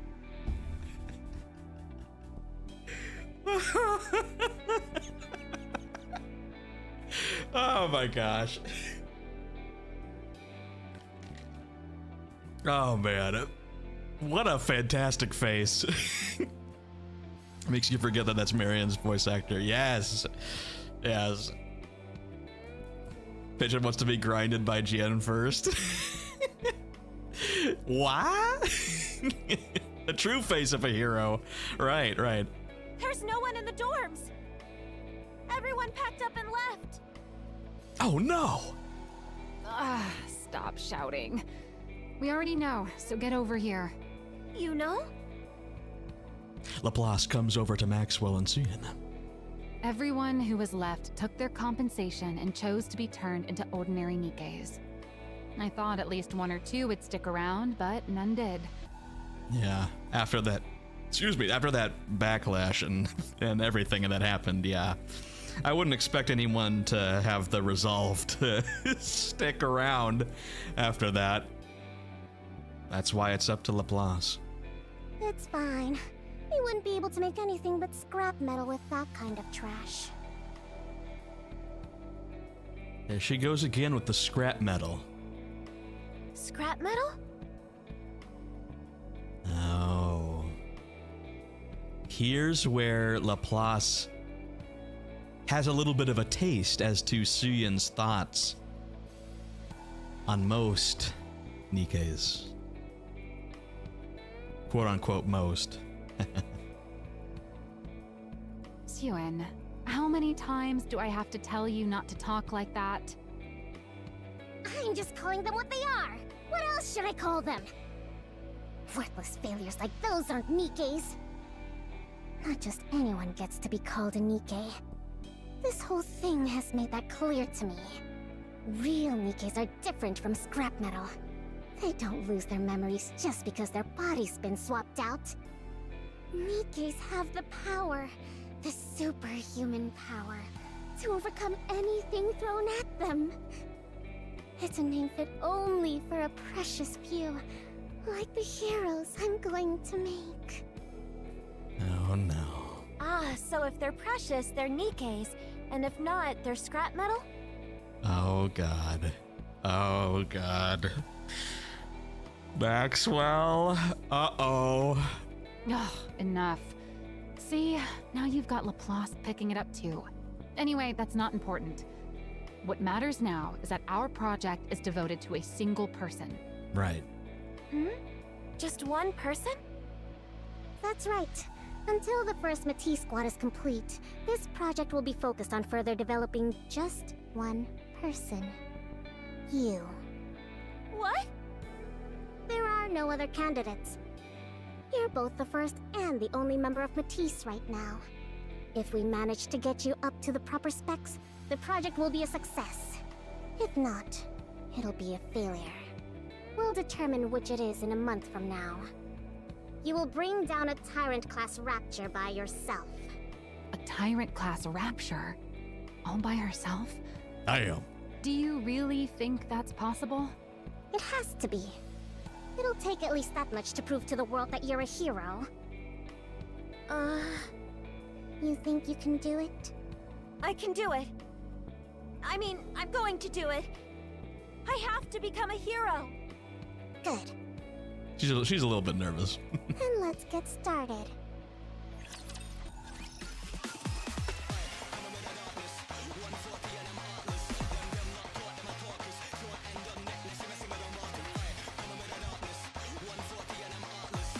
How can I be sad when this is what I hear afterwards?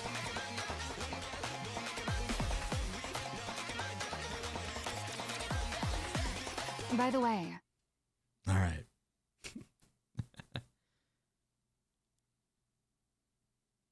Mom, Suyen's teaching Laplace swear words. So those not worthy of scrap metal, why does she call units junk heaps in the Bacillus Tower? Let's show those junk heaps just how strong we are. Right. Tyrant class ain't nothing for Laplace, yeah. What do you mean Suyen calling Nikke scrap metal? Not just because she hates Nikkes, but the opposite. She values the title of Nikke so highly. Not everyone is worth being called as one. How did you get them to go along with it? Who? The board. I doubt they would have agreed to these terms without protest, let alone stopped interfering, as seems to be the case. How do you think I did it? I threatened them. She threatened them. What? You're the one who gave me the means to do so. I simply put it to proper use. Wow. A few days earlier, at a standard Bacillus industry board meeting. I got your little gift, everyone. I've been wondering what sort of trick you were going to pull. You gave the subjects a drug that would react to external heat, essentially turning them into bombs by spiking their internal temperatures. You made it so that no matter what we did, we'd never find the cause. The ones who took the drug all melt away. The experiment ends in failure and draws the attention of the press. And I'm sure you figured that if you torched the facility, you'd get rid of all the evidence. Unfortunately for you. Suyin sets the medicine container down on the table. I found a little something. I haven't the faintest idea what you're talking about. What proof do you have that we brought that into the lab?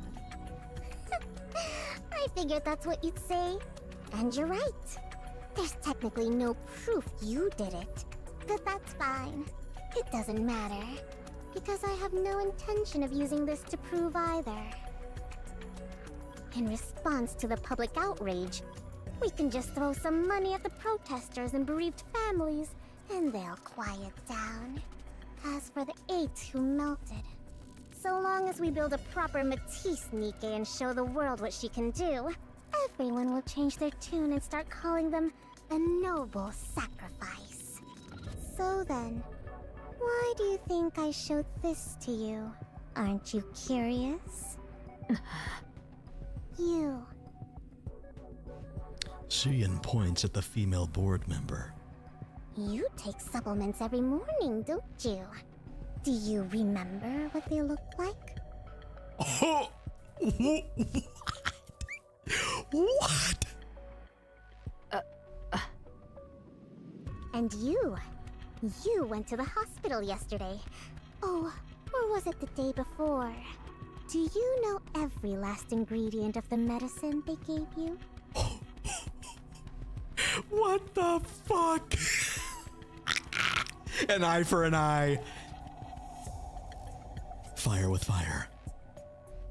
And you next to her. Oh, you had an evergreen treatment a week ago. Oh, yes. God. Sisters of Destruction. This is... What do you think you're doing, Suyin? Easy now. Don't get too worked up. Wouldn't want things to get too heated in here, right? Fucking hell. You can't mean... You're the ones who showed me how to do it. How to melt a person without leaving a shred of evidence. I'm literally just giving you a taste of your own medicine. You're saying that you already fed that to us?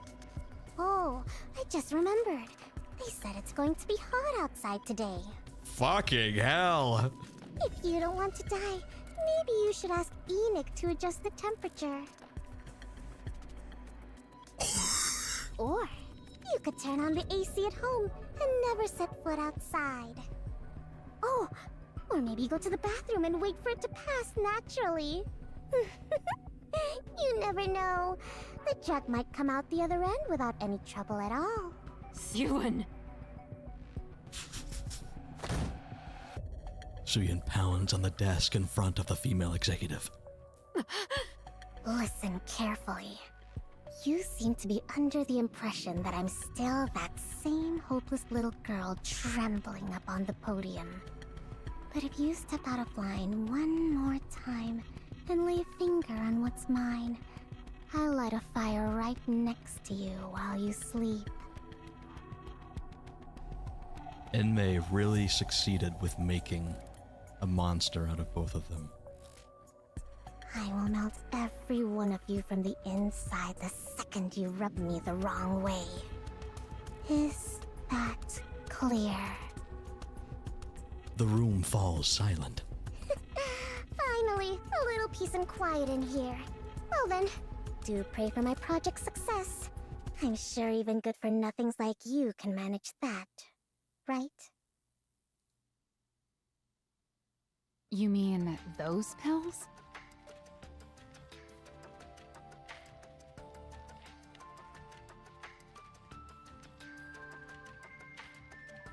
That line seems to imply to me that this is the same female executive from the inauguration. It very well could be.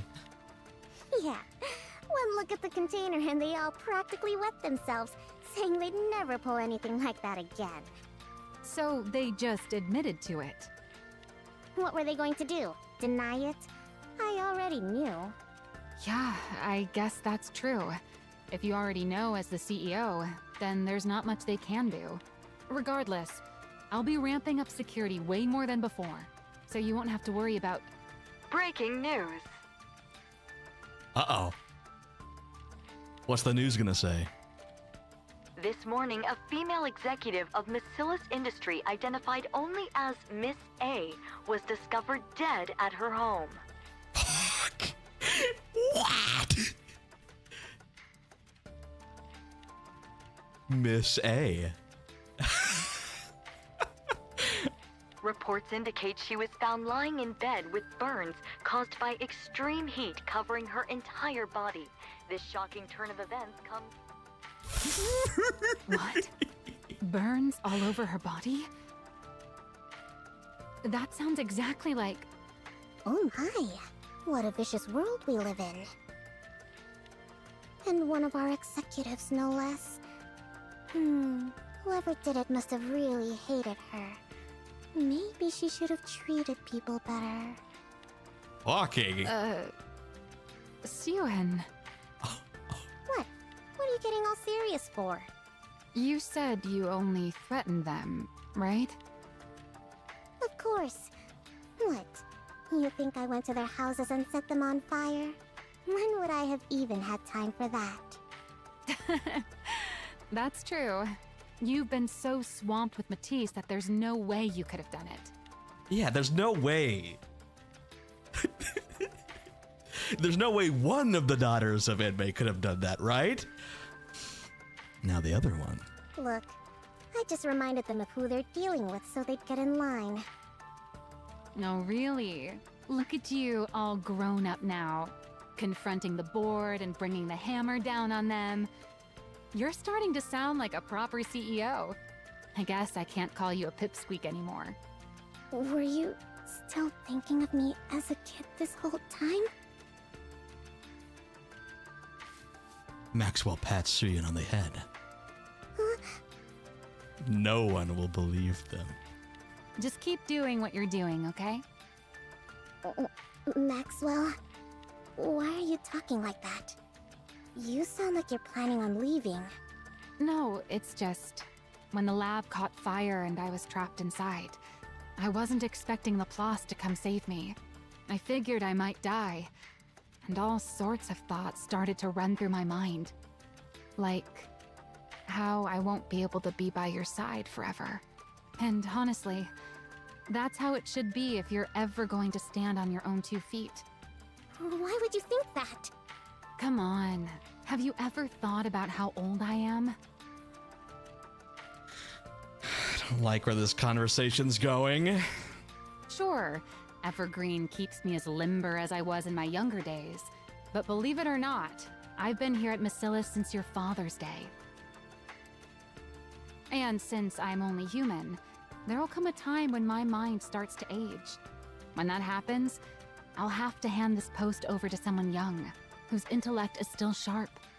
Then I'll take my fat severance package and go throw money around on Royal Road, bragging about how I have dinner every weekend with the CEO of Macillus. Then I'll go off of Evergreen, grow old gracefully, and die a peaceful death.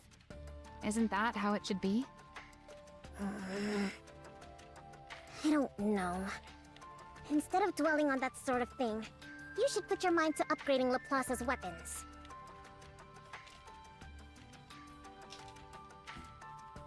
Don't be thinking about retirement already. Right, of course. We haven't even finished our cheeky pipsqueak of a CEO's first hero. I gotta do my best to make sure she turns out perfect.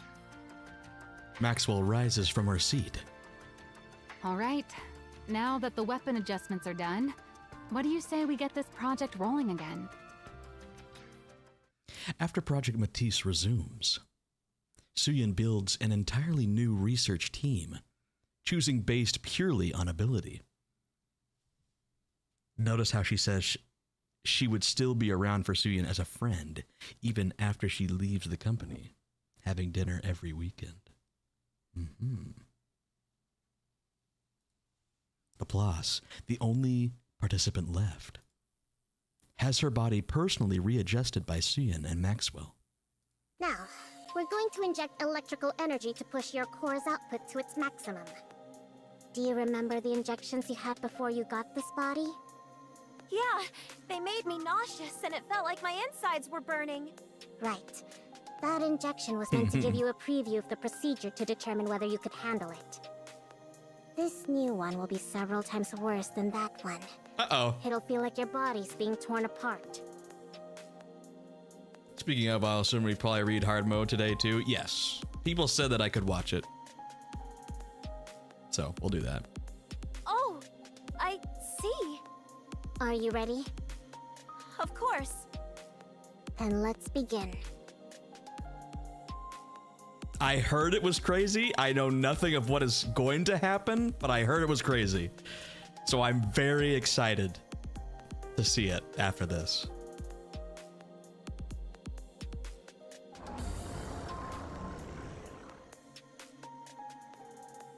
Energy begins flowing in through the tube plugged into Laplace's spine.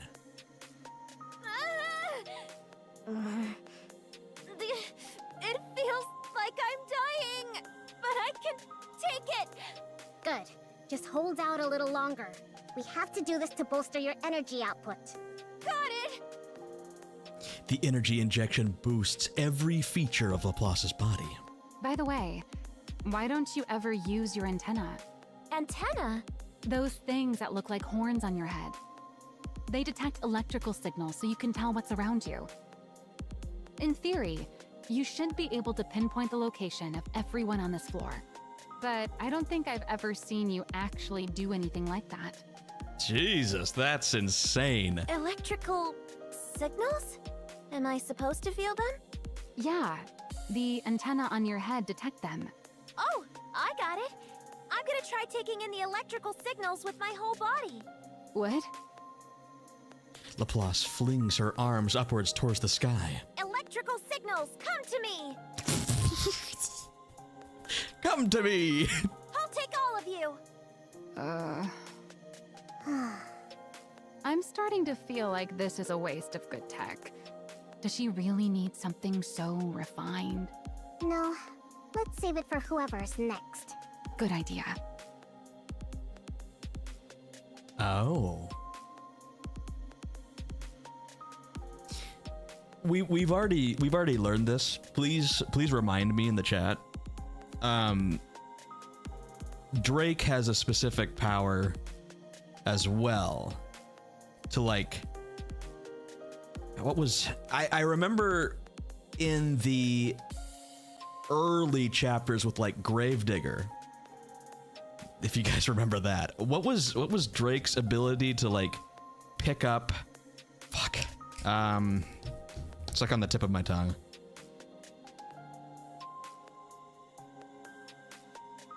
It's similar, right? Radio waves, some kind of radar. She can also detect electrical waves. Okay. And has control over them. Okay. Got it. So kind of similar to this then. Can detect machinery. Okay. They overhaul the body's essential components to better suit Laplace. After a long time filled with a great deal of effort, the day of the last test finally arrives. Hey, look at that. Fitted with a new Nikke body specifically tailored to her, Laplace stands at the center of the simulation room. All right, we're proceeding with the final test. Are you ready? Of course. I'm feeling extremely good about my new body. I get that you're excited, but you've got to take this seriously. It's the last test before you head out for a real battle. Of course. Xian looks back and forth at the two, first at Laplace's back. She stands in the simulation room. And then down at Maxwell, who is talking with Laplace while watching the operation monitor. You're saying this won't last forever? What was that, Xian? Nothing. Don't worry about it. Just do your best. You've got it, Xian. I'm gonna give it all I got. All right, let's get started. I'm ready. Initiating simulation.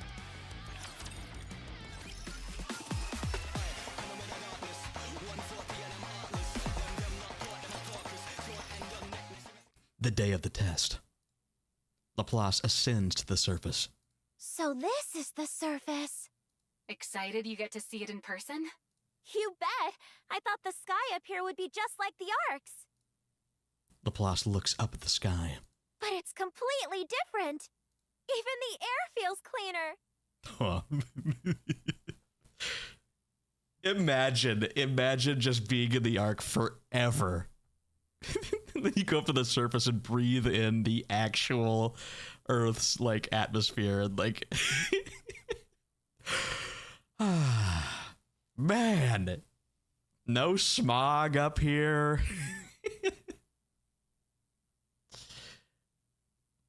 I never expected I'd get to come to a place like this. Laplace talks about the surface just like Neon did. Hey, yeah. It's really like a dream. Laplace closes her eyes. A back alley, steeped in gray, unfolds before her. Within it stands a girl. A small girl covered in countless bruises beneath her tattered clothes. The small girl cries out, Hero! Hero! Please! Help me! Hero! Everyone turns away from her.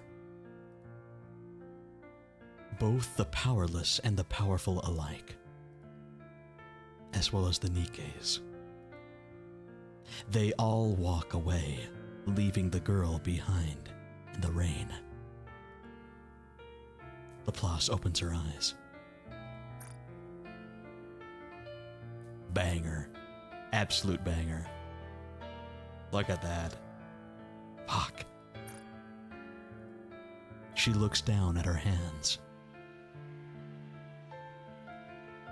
She no longer sees the hands of that little girl. They are now the hands of a Nikke, made with the greatest technology in the world. Laplace clenches her fists. No longer is she the helpless girl stuck in that back alley, or the defenseless child unable to stand up against violence.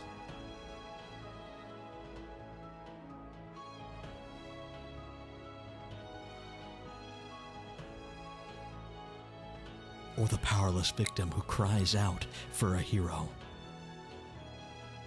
Now, she is a Nikke who hears the voice of those calling for help, who watches villains with her own two eyes, and who holds the power to save the weak. For all of those who believed in her and made her what she is. She has to become the strongest hero out there. She has to prove that who she is. Only then can she tell everyone the truth. That the powerful exist to protect the powerless. That the strong must never turn away from the weak. And that evil is a thing which must be defeated. Also, that the whole world should look upon Nikkes as heroes. And that it must become a place in which the weak can call out to Nikkes for help. Which is why every Nikke must become a hero. She must prove that this is the true meaning of justice. Only then will there no longer be any little girls who get cast out and left alone in the rain. If she continues to press forward one step at a time, she can change the world. High-class energy reaction confirmed up ahead. Vibration pattern analysis points to a harvester. Harvester. Oh. Laplace fixes her gaze ahead. She can feel her first target drawing close from a distance. You have to take down Codename Spider all on your own. Think you can do it? Of course!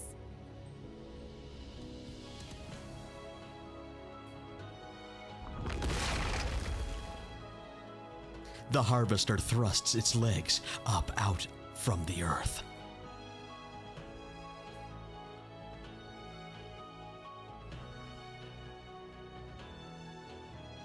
Wasn't it the first? Wasn't that when? Yeah, wasn't Harvester the one that did it? It was Material H. Right. Okay, got it. Trying to think of when Harvester was when we were with Absolute. Is that right?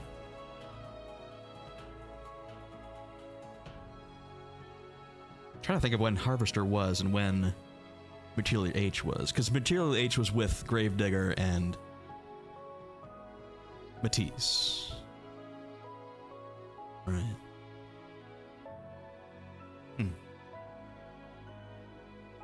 Harvester was with Absolute, and then we find Matisse. Right. Got it. Directly before Material Age. Okay. Evo, come forth! On her path to becoming the strongest hero out there, Laplace takes one step forward. Engaging! I already did it. I already fought it. It has been a while. Whew. Oh, brother. I already fought it.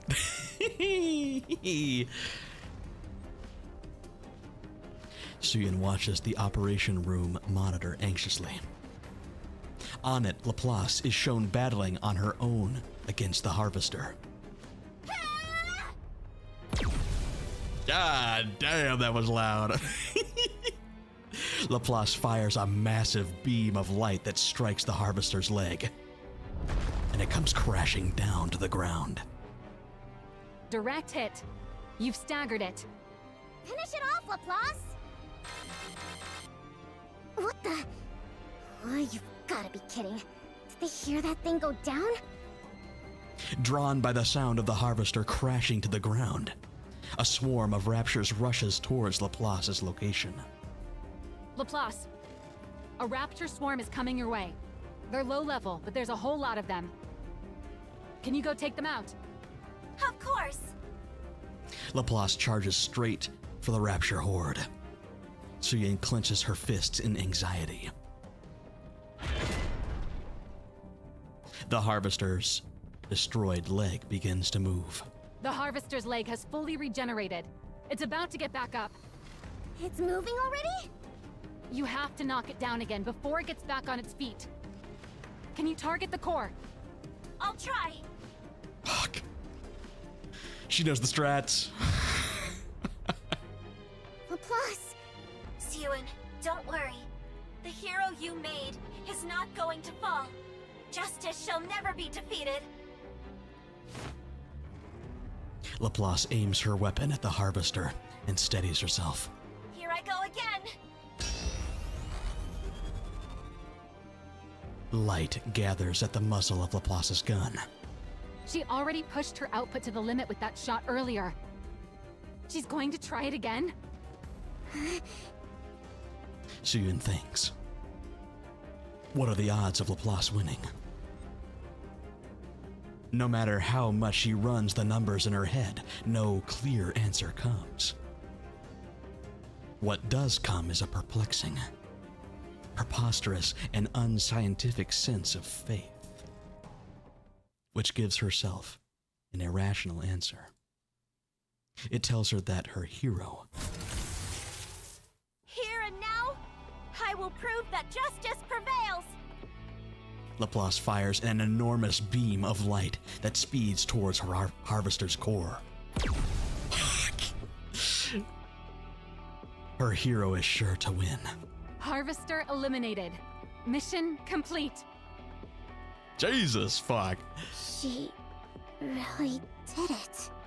A tyrant class. All by herself. took it down all by herself. Oh, hell yeah. Look at this. Hang on. I hope they zoom out. On the screen, Laplace thrust her hands up towards the sky. Evil, come forth!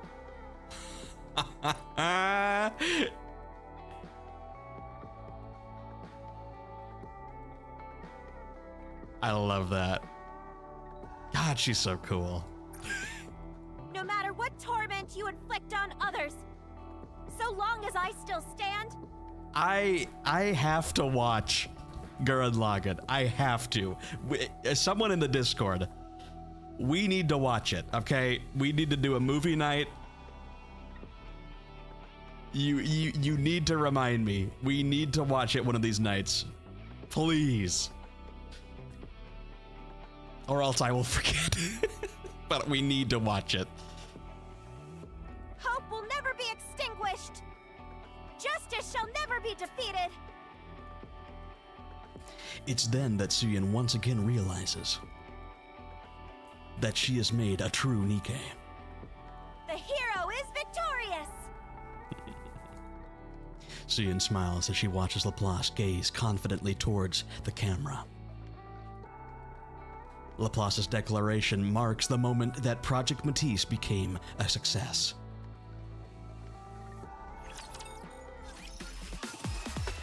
Wow. Wow. Oh yeah. Citizens of the Ark, it's been a while. Oh yeah, we won't watch the whole thing in one night, but I need to start it. I need to at least start it. Cause not watching it seems like a bad idea. Alright. A few months have passed since our project was announced.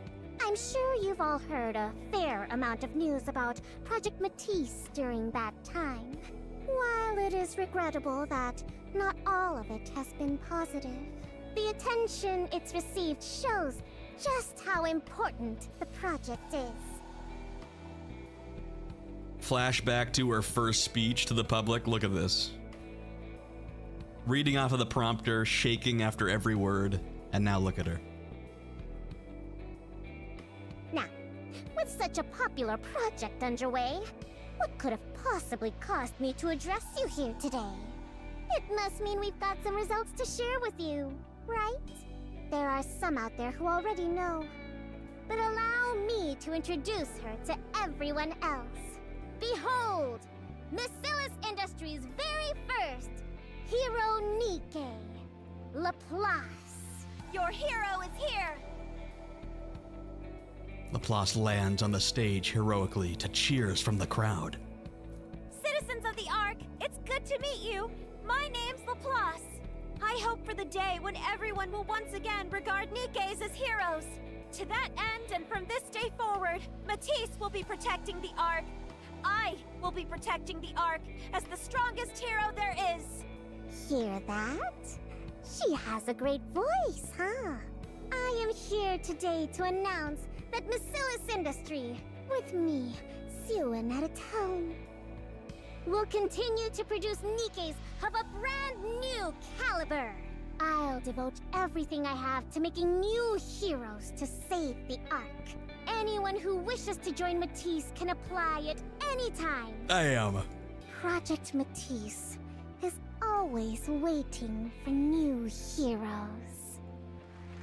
Applause fills the conference hall as Suyin and Laplace shine brilliantly beneath the stage lights. Completely gone is the trace of the child who once hid weeping in a secluded break room. She's really all grown up now. Great job, Pipsqueak. Maxwell smiles as she watches. Maxwell! We can never end with a happy moment, can we? There always has to be something that happens.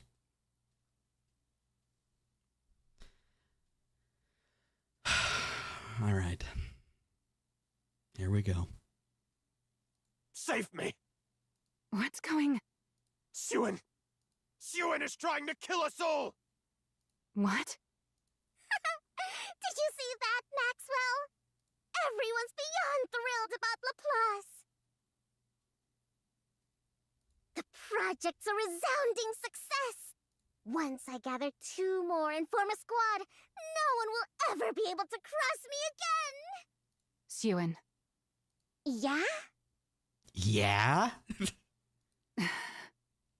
What? Why are you looking at me like that? I want you to be honest with me. Uh-oh. About what? You. What did you do with the pills? What? Pills? The ones that caused the second round of bodies to fail. The ones I brought to you. What did you do with them? I already told you. I used them to threaten those fools on the... Did you feed them the pills as part of your threat? The board executives.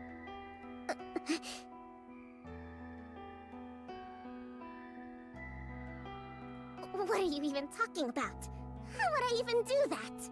Did you or didn't you? Maxwell. That executive on the news who died with full body burns. Are you telling me you had nothing whatsoever to do with that? Of course I... didn't. The sound of someone's voice comes out from the pen. You're the ones who showed me how to do it. How to melt a person without leaving a shred of evidence. I'm literally just giving you a taste of your own medicine. Are you still going to deny it? Maxwell. Why'd you do it? Why would you do something like this? How could you give those pills to someone? You knew full well what it would do to them.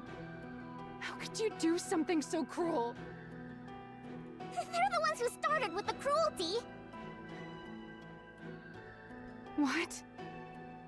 What else was I supposed to do? If I didn't crush them, they'd just keep setting fire to what's mine. They tried to ruin my project. They even torched the lab and nearly got you killed. If it weren't for Laplace, you'd be dead. Was I supposed to sit there and do nothing? Suen. I didn't want anything taken away from me.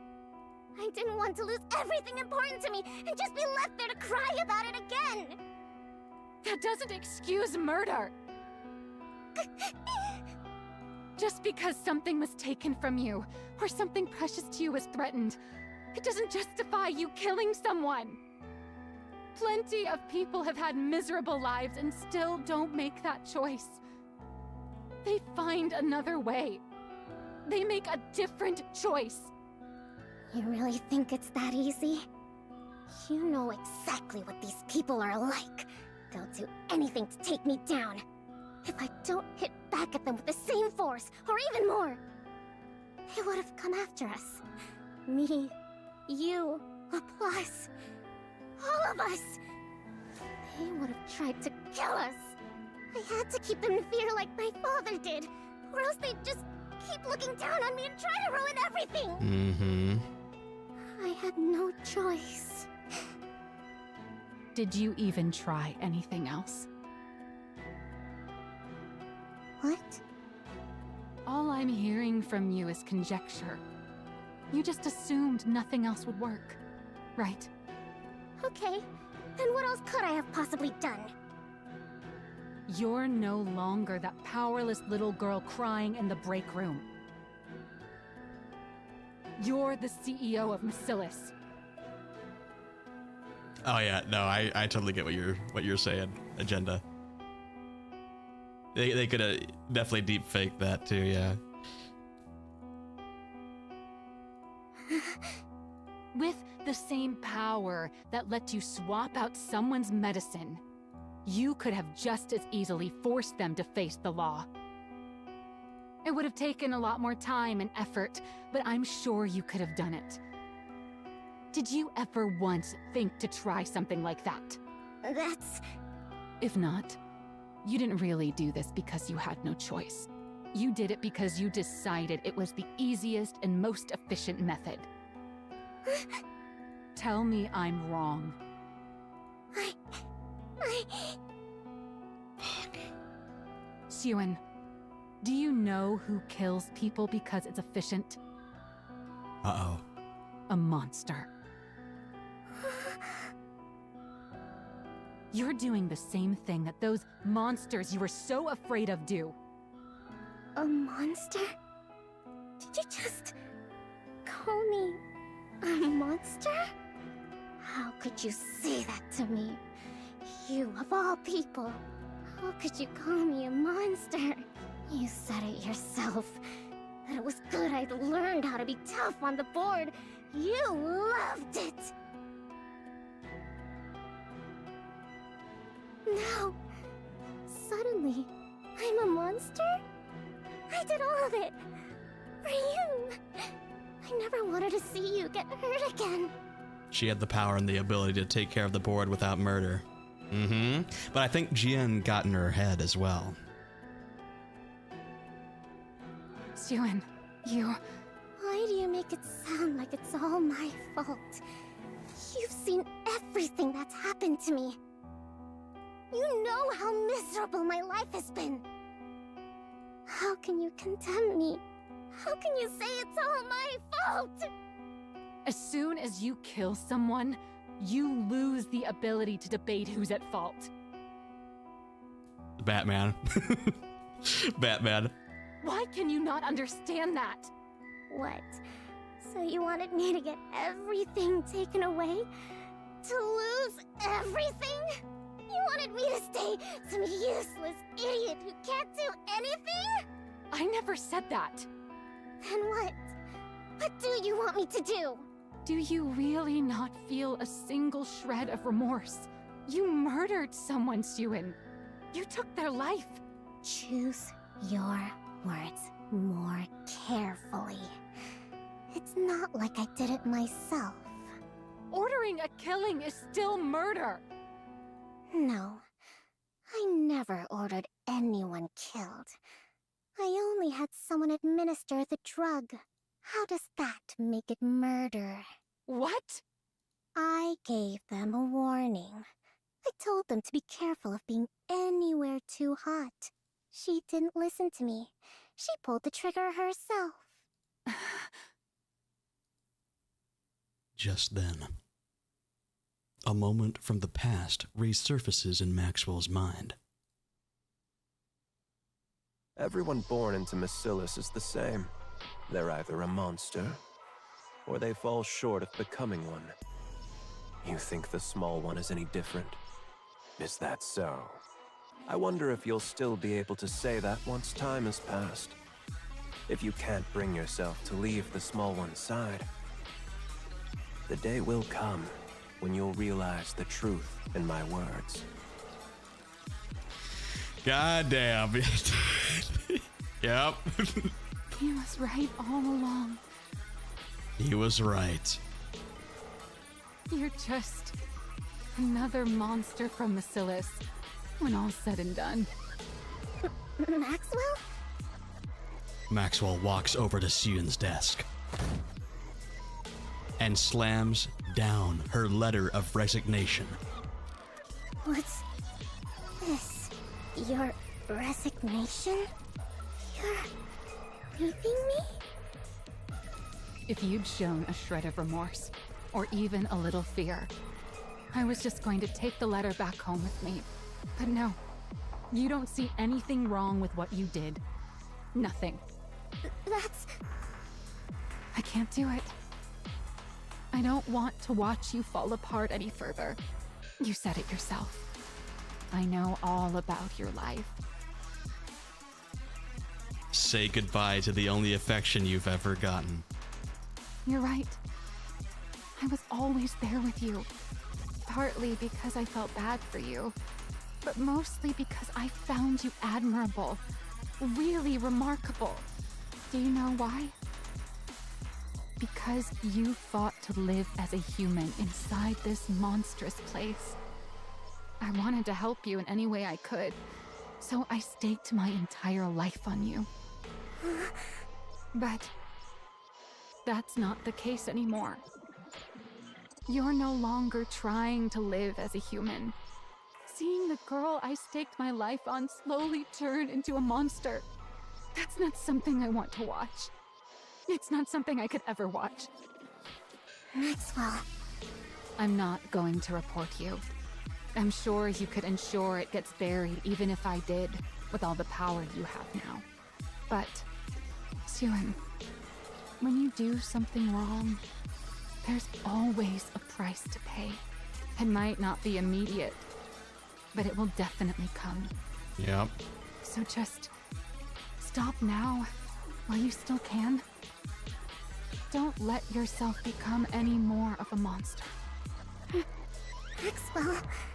Take care, Suan. Fuck. Maxwell!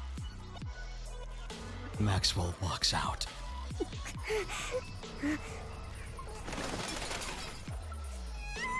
Oh my god.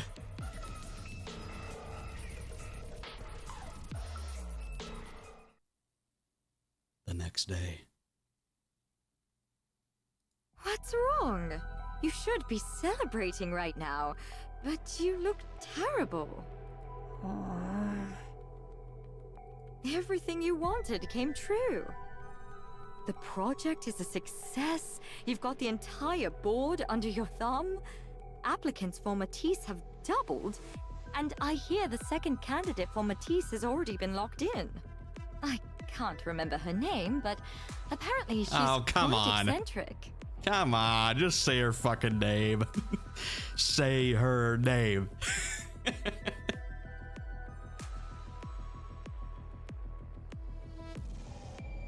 The second candidate is already locked in. Wow. Quite eccentric. Oh boy. Give us drink, you cowards. You cowards. They say she's unusually compatible with electrical energy and has a natural talent for detection. The sensors you couldn't fit Laplace with would go great on her. Who? Oh, Epinel. Pair the two of them up and they'd have good synergy as a squad. Get out. I'm not in the mood to talk to you right now. Did you get into a fight with someone? I told you. Just get out. For you to be so mopey at a time like this, it could only be one of two people. Somehow I doubt you'd have anything to fight about with Laplace the hero. That leaves Maxwell. Didn't you hear me the first 2 times?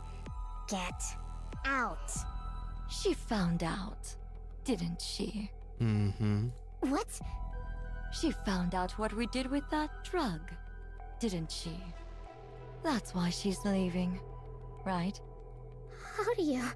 Did you tell her? Of course not. Why would I tell her?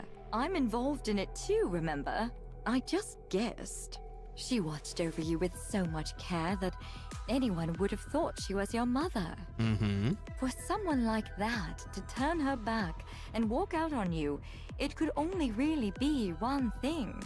It means you crossed a line that she could never accept as a person. She's always been so human, to the point where it's hard to believe she's our chief engineer.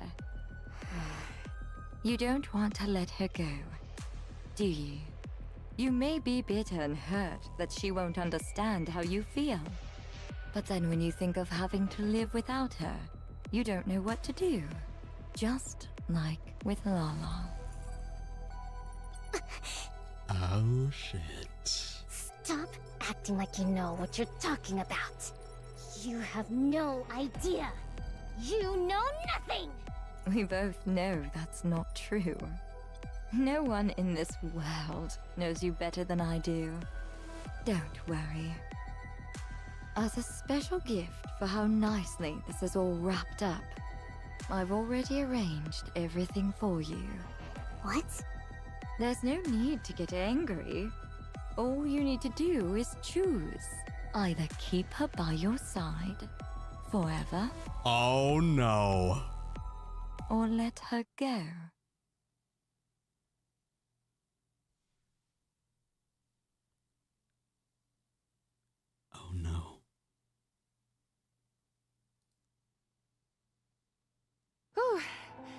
That should be everything.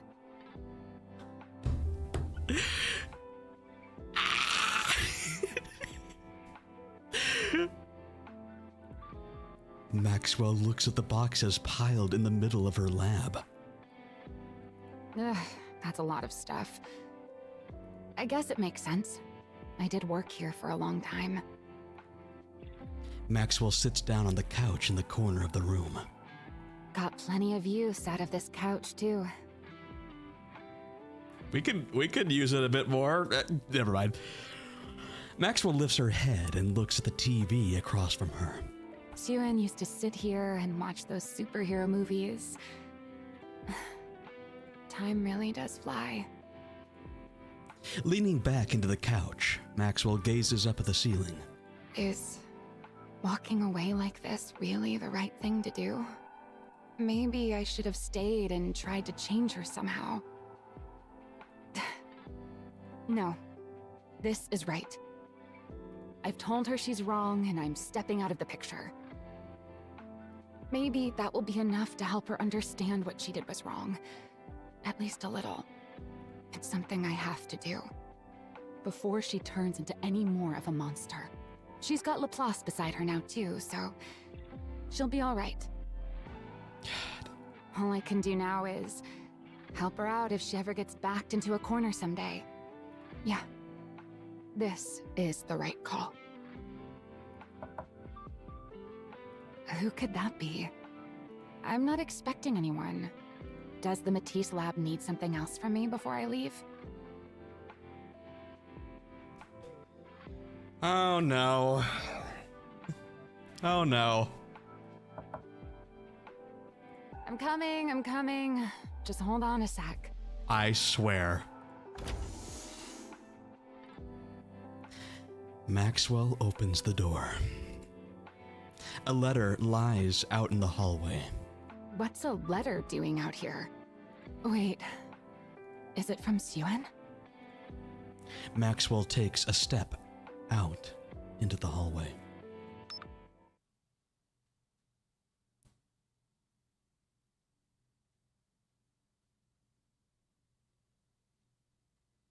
Huh?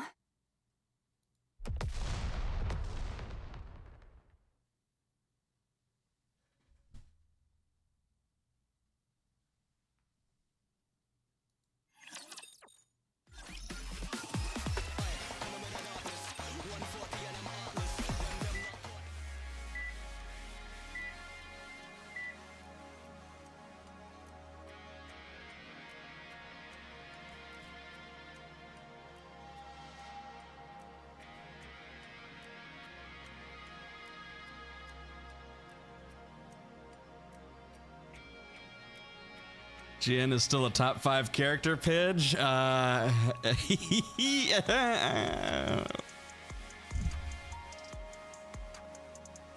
Okay.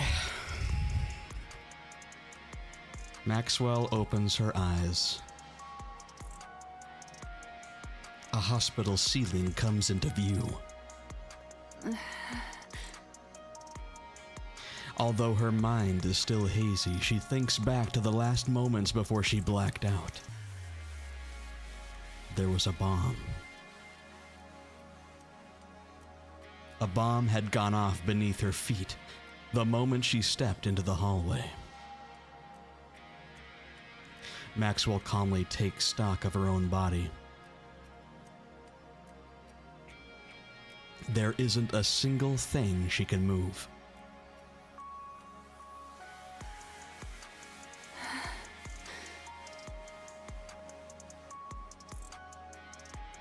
She tries to move her head.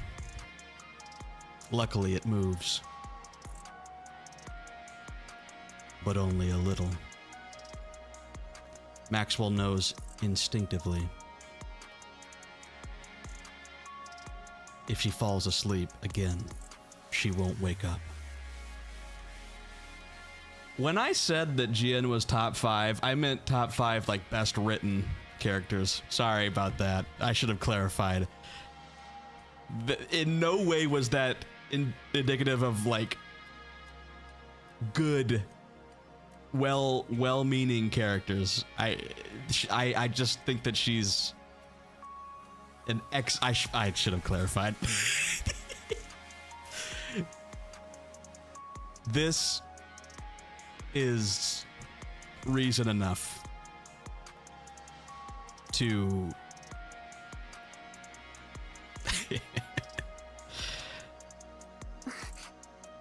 Maxwell?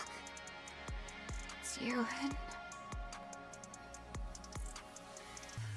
Maxwell turns her head a fraction more. Suyin's face comes into view. I'm glad my voice still works. What relief. What's there to be relieved about? Just look at you. How do they say I'm doing? Fuck. You can be honest. I already know. I have no feeling below my neck. Your entire lower body's gone. And most of your upper body's mangled. They said you opening your eyes at all was a miracle. I see. I figured next time I won't be opening them again. Jiren, did you?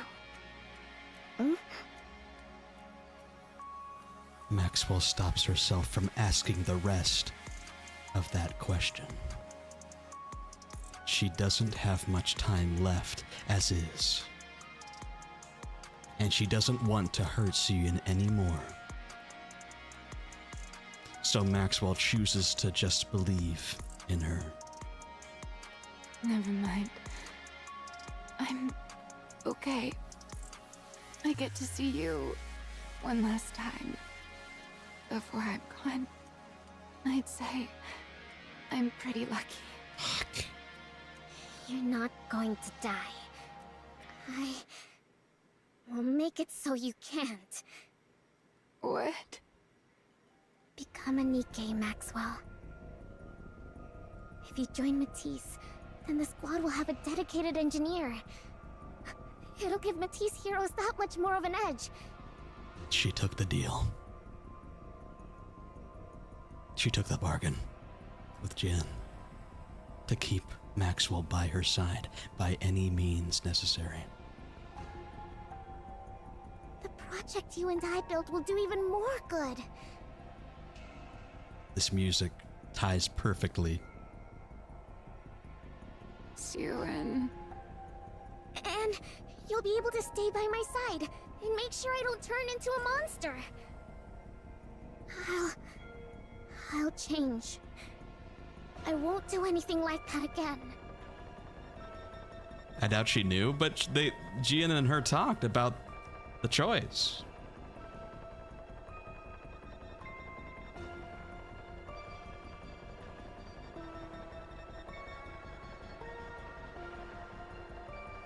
I always wrote it as Jian forcing the issue. Suyun couldn't stop it. On one hand, it's you never see her again. Yeah. Yep. I swear not to do anything you tell me not to. I'll only do what you tell me to. That works, right? That way, I won't turn into a monster. I don't want to. Okay, I also have to stop, and I thought that way back at the beginning of part 1 when Enmi shot her, Maxwell, that was just so that she would miss the inauguration. That wasn't Enmi shooting her to turn her into a Nikke. Planting the seed of like, oh, then why did she miss the inauguration? She doesn't truly... See, that's when I thought that she got turned into a Nikke. So this is... Yeah, that's what I thought. Okay. I thought Enmi was going to be like Yeah. It was just a tranquilizer. Yep. To miss the inauguration. What? Did you forget what I told you? What you said a long time ago? No, it's totally fine in misinterpreting, but it's good that we, like, in a roundabout way, resolve those questions, so. A Nikke version of me wouldn't be me. And this goes back to Maxwell's views. A Nikke version of her wouldn't be her. I've heard other researchers even volunteer to become Nikkes. So why haven't you? There we go. Because then I wouldn't be me. Personally, I don't think a Nikke version of me can really be considered the same person as I am right now. Also, Maxwell's OG design too. Like, I should put 2 and 2 together. From my body composition down to the very principle behind how I generate energy, every last bit of it is different. How could I even be considered the same individual? Of course, if you believe memories define an individual, then a Nikke made for me would still carry the same memories and thought process as I do. So you could argue I would still be myself, but there's always the chance that even the tiniest detail could be different. But in this case, it's not a tiny detail. And even that slight margin of error is enough that I could never accept that thing as truly me. In this case, it's 2 missing legs. Do you remember? I remember. And you know why. I remember, I do! But it's still better than you dying. And it's better than you not being here by my side. It's the same for you, right? You'd rather become a Nikke and be by my side than die, wouldn't you? We can be together for the rest of our lives. Nikkes can't die after all. So please, stay with me. I'll do better. I'll never make a choice like that again.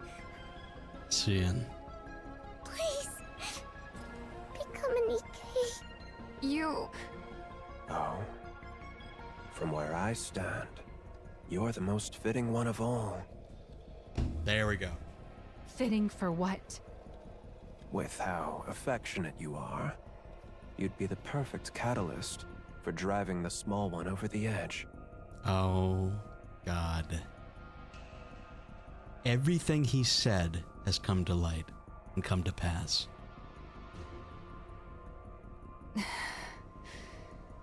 He was right about that too. You're already past the point of no return. You've become a monster. Do you regret meeting me? Am I not welcome here anymore? Do I have to leave? Hey, Pipsqueak. I'll stock up on snacks, so stop by again sometime. Okay.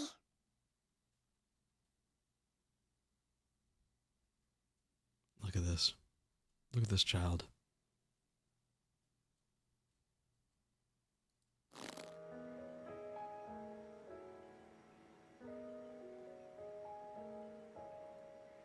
Maxwell clenches her teeth. No, I can't let it end like this. I can't give up. If I'm going to be turned into a Nikke regardless, then I need to at least make these last moments count. Otherwise, there will really be no turning back. She'll become a complete monster. It doesn't matter if what I leave behind is a wound that lingers in her heart for the rest of her life. So long as it's a wound that will keep her human, it has to be something so sharp that she never forgets it. Only then can I let myself go. What is she gonna do? What's she gonna do?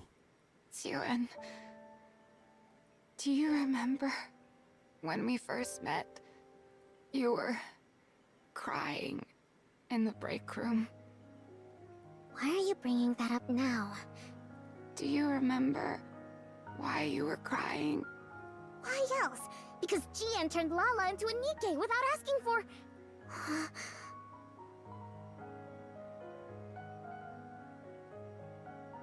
Yeah. There it is. You're doing the Exact same thing. Same thing. The thing you found so horrifying. That's what you're doing to me. Maxwell, I...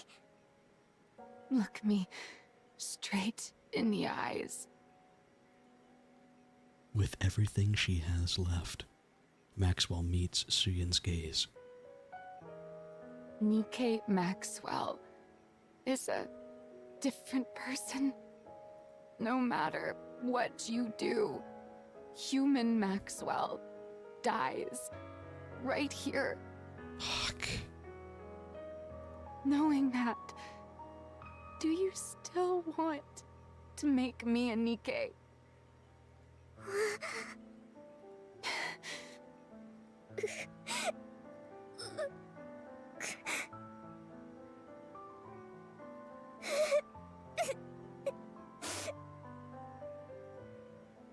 Suyin nods as she cries. I'm sorry. I'm sorry. I just can't imagine a world without you in it. I'm sorry. I'm sorry, Maxwell. Become a Nikke. For me. I see. In the end, you're choosing to become a monster. In the end, you're choosing to kill me. Maxwell. But remember this. Even if you bring me back, you will never, ever get your Maxwell back.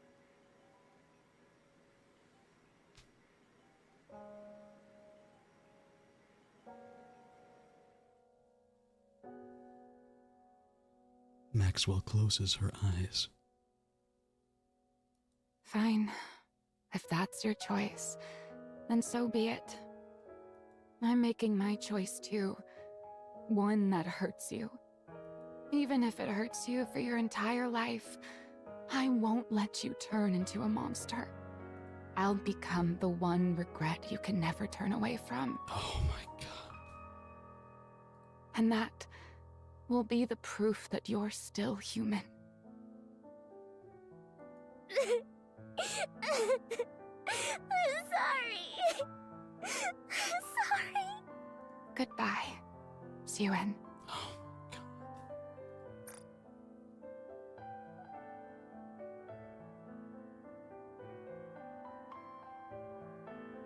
Fuck.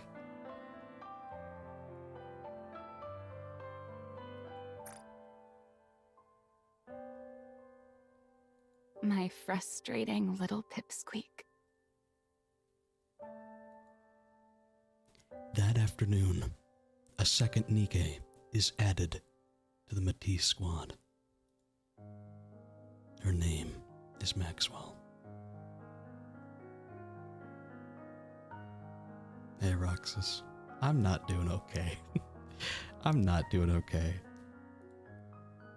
She is a mechanic Nikke and a former researcher with Bacillus.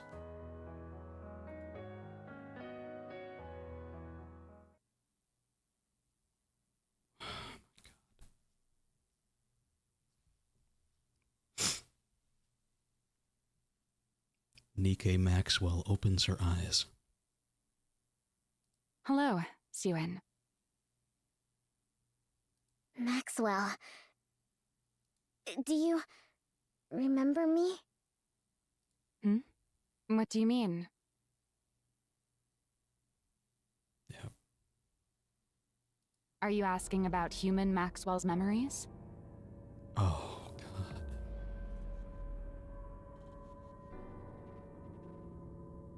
Her hair is different.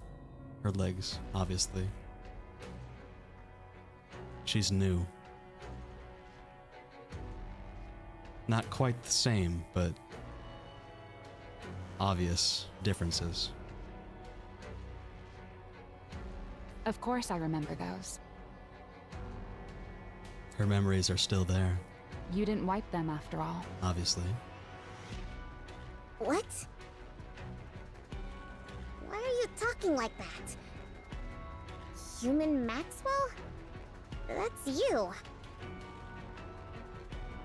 Oh my God. Oh my God. Guys. Guys. Bros. What are you talking about?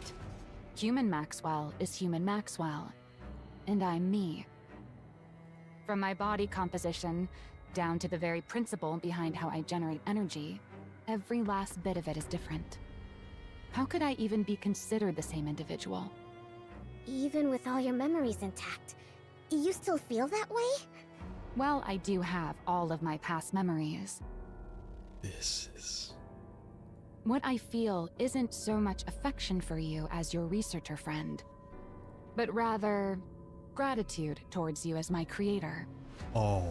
Oh. Oh no. Oh no. It's not a feeling human Maxwell would have ever felt, right? Right. Why are you saying that? You're not doing this on purpose, are you? Are you upset with me? On purpose? Of course not. Wait, is this something that would be considered by your standards as scrap metal behavior? Oh no.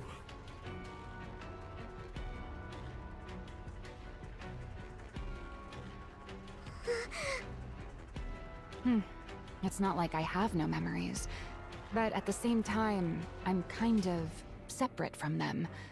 So I could see how it'd be tough to tell us apart. You can call me scrap metal if it's too hard for you. I wouldn't...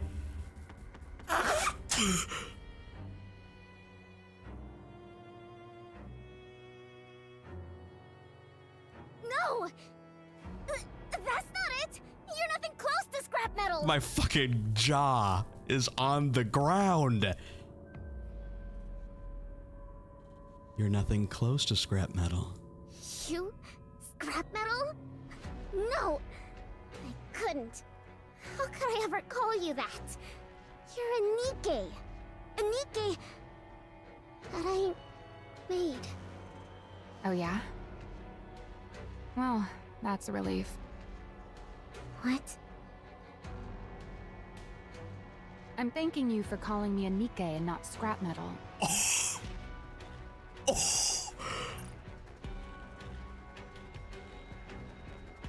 The duality of what we just saw in the other picture with human Maxwell and little Cian,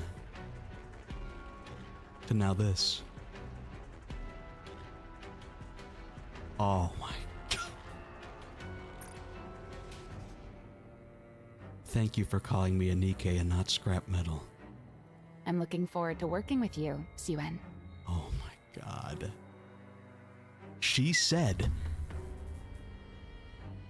that she would try her best to twist that blade into Cian before she became a full monster for the rest of time. And this is how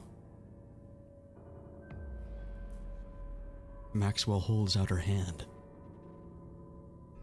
This is their new relationship, exactly. As though they're meeting for the very first time. Only then does the full weight of Maxwell's words sink in for Cian.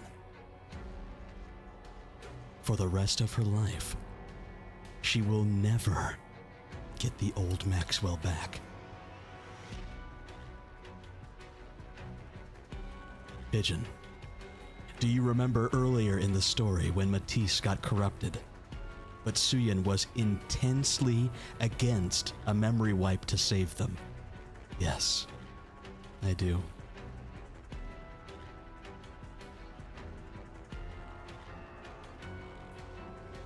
Oh, I know. This is what Jian wanted all along. Lala's gone. And Nikke or death, the bond with Maxwell is gone as well. Now Suyin can't rely on anyone but Jian. Right. At the end of the 3rd floor hallway lies a break room no one ever visits due to its shabby state. It's Suyin's hideaway. The place where Suyin had fled to escape her father's gaze after losing her maid. The place she first met Maxwell.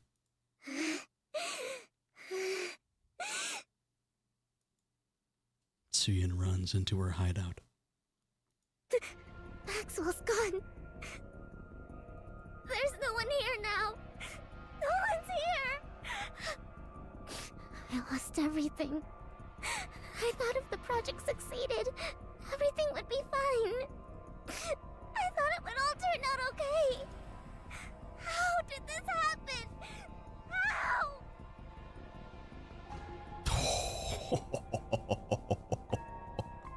In the corner of the break room, the young Suyin, who had been crying, lifts her head.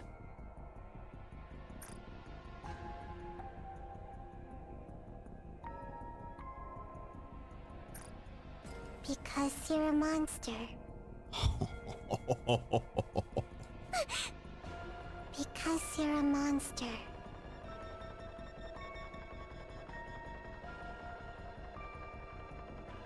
That's not true. You worked together with Jian, the one who killed Lala. That's not true. You killed people together. You killed Maxwell, too. That was Jian! That was Jian! In the end, you're choosing to become a monster. In the end, you're choosing to kill me. Monster. That's not true. The monster who killed Maxwell! No! Suyin shrinks down and curls into a ball. No, I wasn't trying to become a monster. I wasn't trying to kill Maxwell. There was another reason. There was another reason to make the project a success. To create Matisse, the hero Nikke's. Why was I trying to make hero Nikke's again? That's right. Because the press kept saying I wasn't fit to be CEO. Yeah. I did it to protect my position. Oh my god. This is the position Father entrusted to me. Oh god. He gave it to me because he trusted me to protect Marcellus. No. Marcellus has to be protected for the Ark's sake. Jesus fuck, these coping mechanism shifts. As the CEO of Marcellus, I have to protect both this position and the company. Yeah, that's why I did it. We are shifting between the different stages like clockwork. That's right. I still have this position. I'm Suyin, CEO of Marcellus. I still have something important left. For the Ark. For humanity. She's having a damn mind switch. Herself as a human. I have to protect Merciless. And for that, I'll do whatever it takes. I have to be able to do whatever it takes. It all makes sense. Everything up until now was for this. Turning Maxwell into a Nikke was for this, too. It's better to have a Nikke with an engineering background in the Matisse squad.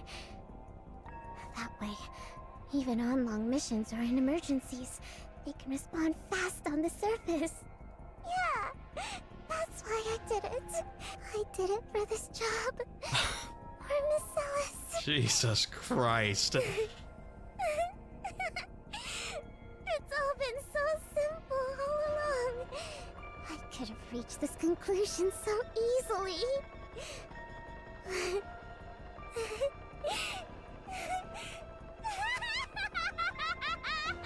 Oh my god! Sewin?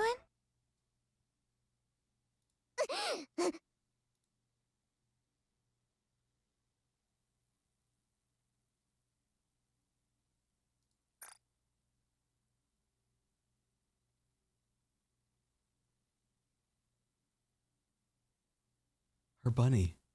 The little rabbit. The rabbit that she carried with her as a child is in there too.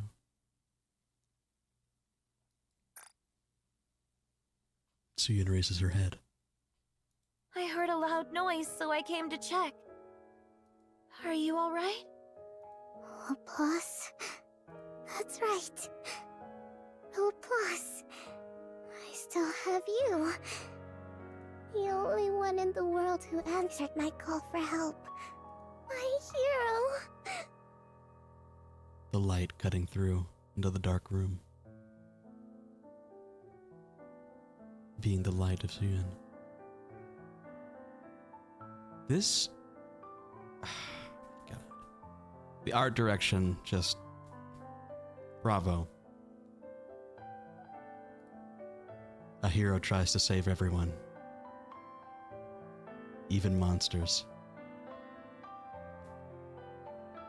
Bravo. Thank you, Ryuga. I appreciate you.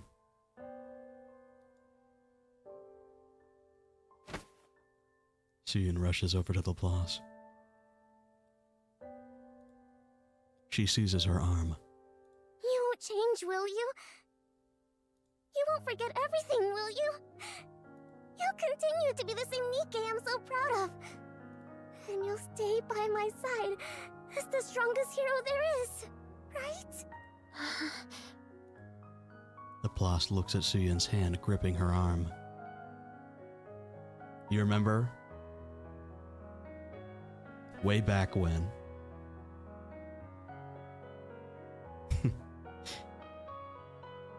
Also, parallel to the baby Laplace holding onto that Nikke's arm. Right, right. But I'm thinking of the time when, back in the early chapters, I remember a scene where Laplace either lashes out at Suyun. I'll need to find it.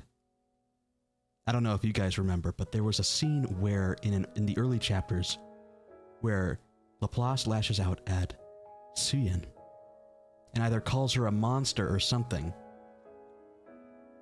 I don't know if it was that she called her a monster or she called her a villain. Chapter 18. I'll need to go look.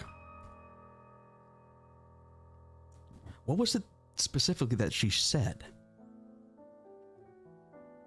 At the end of chapter 18, Laplace called her a villain and threw a glass at her. Villain, okay. Villain, monster, same thing. We'll be forced to take her down.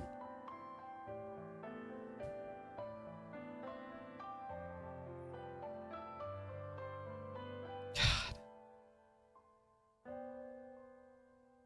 I will do everything in my power so that you don't become a villain.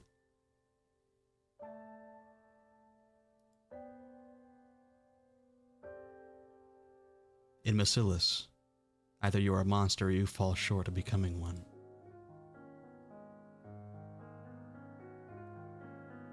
Thank you, Bubba. I appreciate you.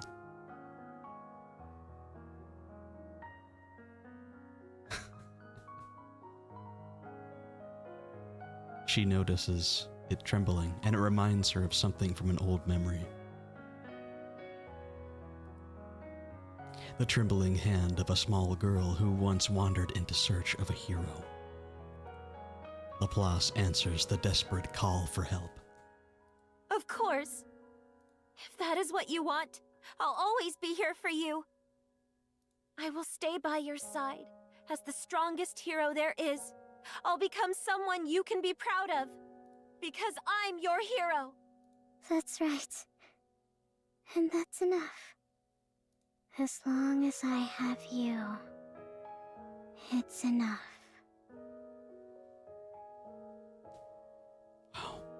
Wow. After that day, the break room at the end of the third floor hallway is sealed off. A few days later, the third member of Matisse' squad is completed, a Nikke named Drake. We now have a full squad. All the Matisse Nikkes, under the name of the Matisse Squad. We'll fight to uphold peace inside the Ark. Hey Drake, good to see you in this event. I'll prove to everyone just how strong Basilis's heroes are. And why they're deserving of being called the strongest squad out there. We will prove it to everyone. You wait and see. From that day forward, and just as Cian predicted, the Matisse squad accomplishes countless feats up on the surface. Fashionably late.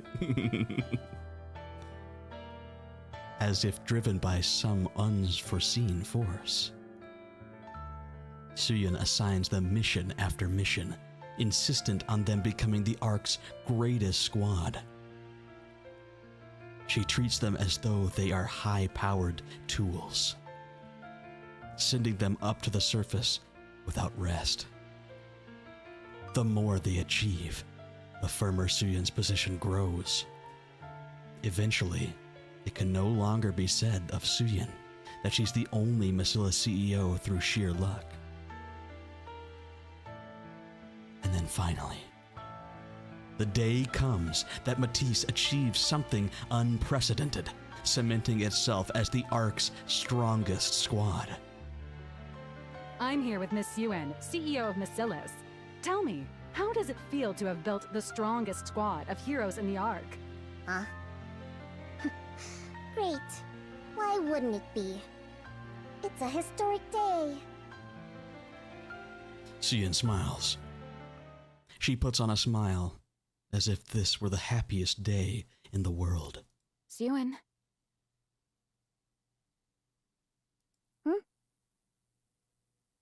You okay? You spaced out for a bit. It's nothing. I'm tired. I must have dozed off for a second. That's exactly why I keep telling you to rest instead of coming here. Here we Want are. me to bring you a snack? No. I'm fine. And we're back. All right, suit yourself. Drake just got here. So how about a group test? It's been a while since our last one.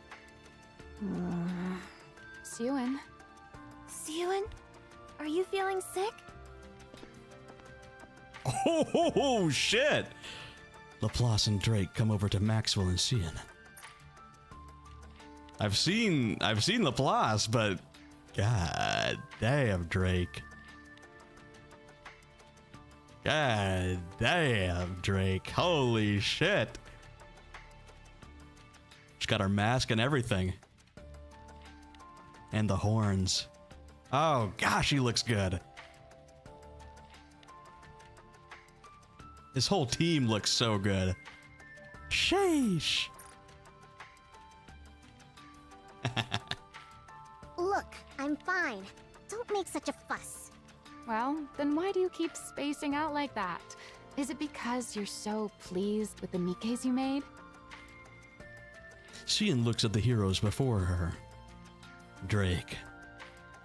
Laplace. Maxwell. The greatest Nikke she has made. Her heroes who guard her position. Yeah. I'm pleased.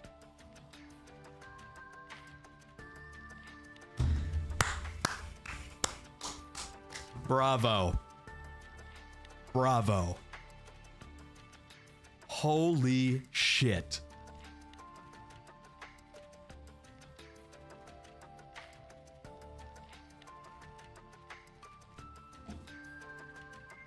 That is one of the best events I have done so far. Think about old tales about Overzone, Red Ash. Jesus Christ. Oh yeah, we'll do hard mode. We'll do hard mode. Don't worry. Don't worry. We're gonna do it. We're gonna do it. I just want to talk for a little bit while we have this time. That was phenomenal. S tier event. Holy shit. It's opened my mind to a lot of things. Like about Jian, about Suyin, about Matisse, about just Masillas. All right, I don't know about being better than old. Did I say that? No, I didn't. I included that, like, in reference to great events. This was phenomenal. Now watch Drake have a completely ordinary event. Be hard to follow that up. I hope they give her something. Oh, my bad, twin. You're fine. You're fine.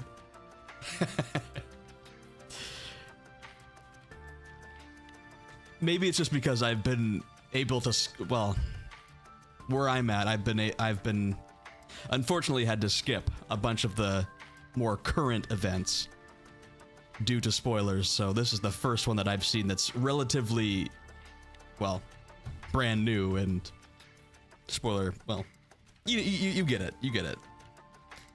So I'm seeing that jump in quality for like sound design, art, voice work. Yeah. Really makes me think more about Suyin and how I should react the next time we see her. All right. I've heard the hard mode ending is something else. My jaw has already been on the ground. I've shed tears. I was okayed on this. So here we go. Thank you for being with me here. The leak. Wow, it's been a really long time. And of course, it begins with Jian. I can't remember the last time you reached out. Probably not since way back when you were making the Matisse Nikkes. I can't wait to see you doing Overzone. I don't remember, have you done Art Guardian? Are you pulling my leg? This demon. Right? I've no interest in engaging in small talk with you. There you go, being all prickly again. I caught the one who shot you in the head and made sure they were punished.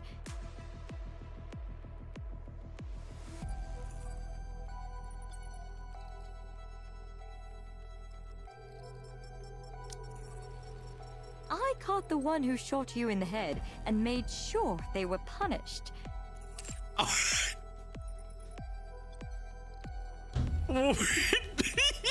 What? And yet you're still mad at me? Here come the coos. Shit. Is it because of how Maxwell ended up? Holy shit. I said no small talk. Also, I'm not even angry at you.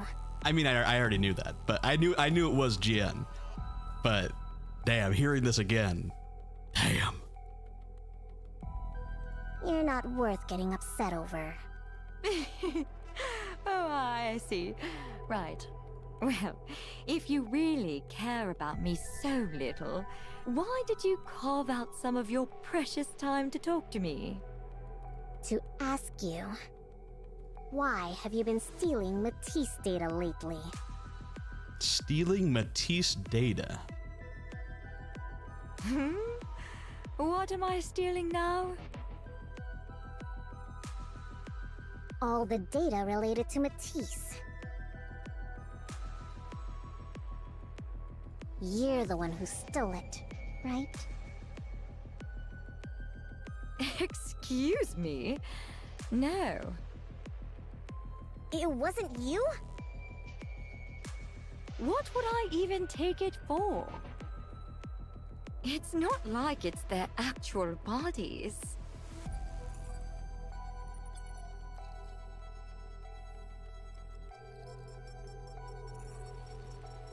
It'd be no help at all to my research. So, it wasn't you?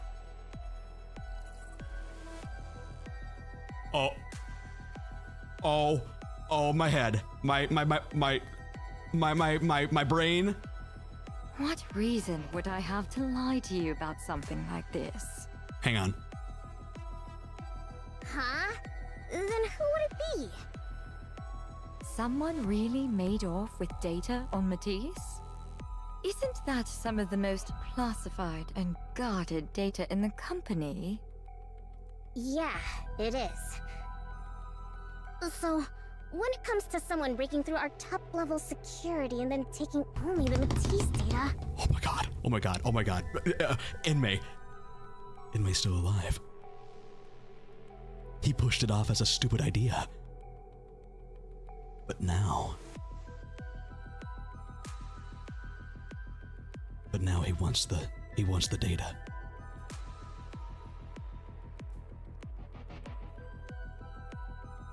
And he has communications everywhere with Enoch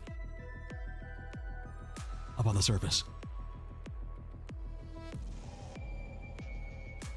Who would do something that weird but you? They broke through top-level security. Top-level security? And then only took data related to Matisse?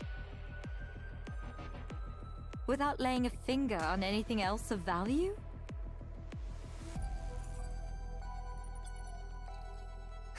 Yeah, and I can't think of a single other lunatic in the world who would...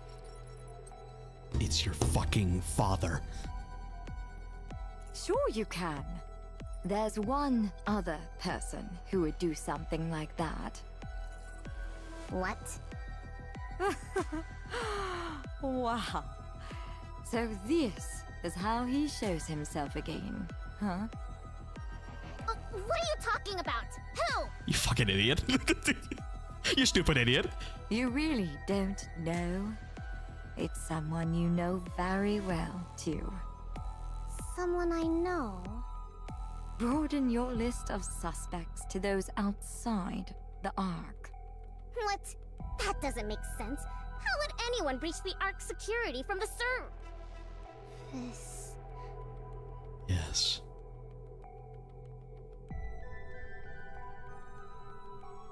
All that work up on the surface. Establishing communications with Enoch.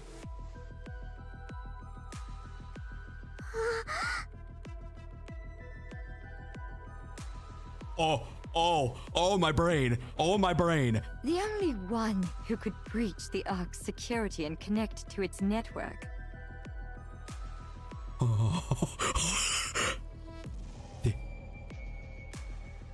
is the same genius who built the Ark's communication system in the first place. Does that give it away? No way. Hang on. Father? This is why. This is why she sends. No. Hang on. This is after the invasion arc. I'm trying to keep the timeline in my head. Someone brought up the theory that this is why Suyin sent Wardress after Chatterbox. Because I feel like Chatterbox has a connection, obviously with Enoch. Yeah.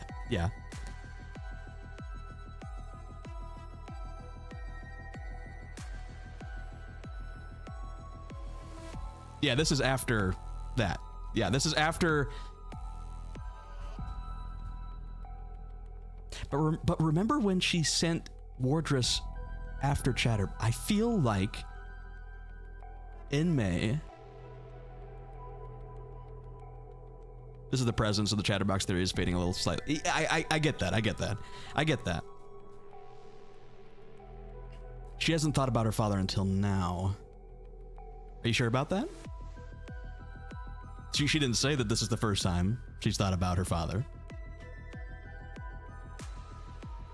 Any child sometimes thinks about their family. Oh, no, I'm not saying Inmei is Chatterbox. I'm saying that they establish communication. Just how Chatterbox established communication with Enoch. I'm not even at 2.5 anniversary. I gotta slow down on these.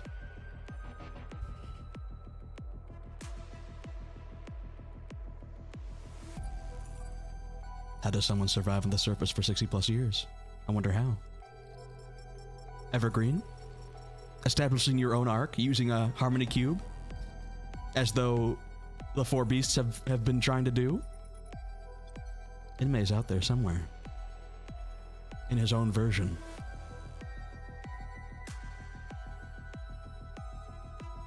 Using the technology of the harmony cube.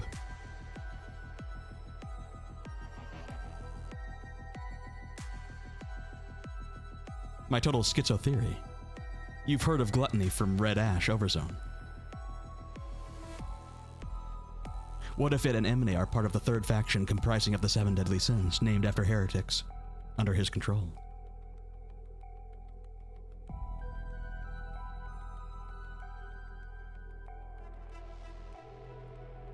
If he has a harmony cube, where? Where's he getting the power from? I don't know. This is why I'm coming up with theories. This is crazy, guys. Cecil. This is insane.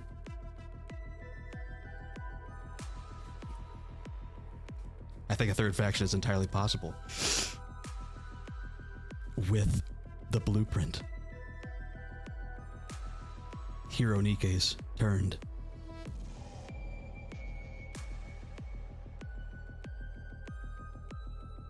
Why does he need the Matisse data? Just to check on his little daughter, huh? All right. Bravo. Bravo. This has been great.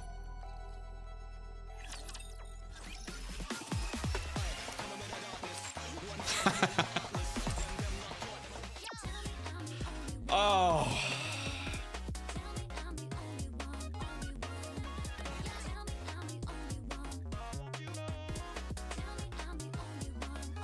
Yeah, we only know about gluttony. I don't even know if the big oaf is still alive.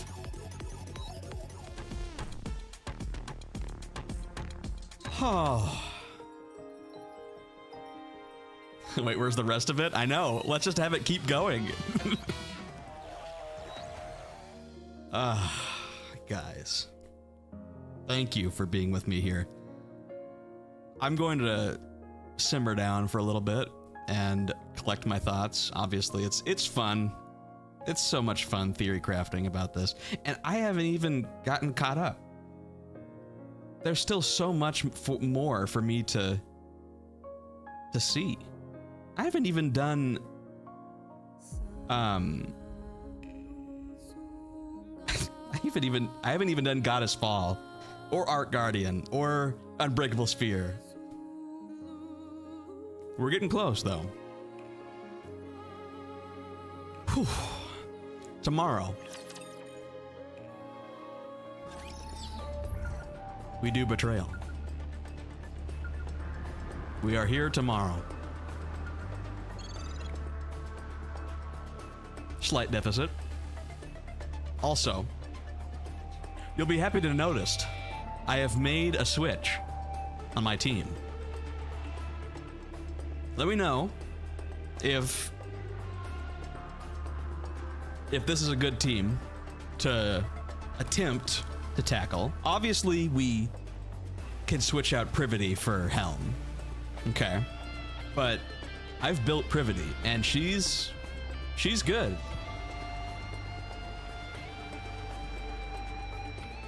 Plus it's water weak, so. Now that's an endgame team? Hell yeah. Privity's been great. I took a lot of your advice about like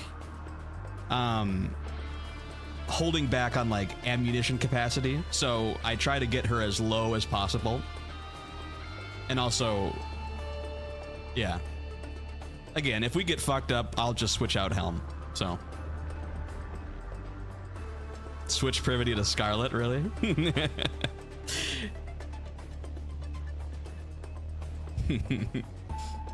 All right. We're almost there. We're almost at 400,000 power. That's crazy. We're so close.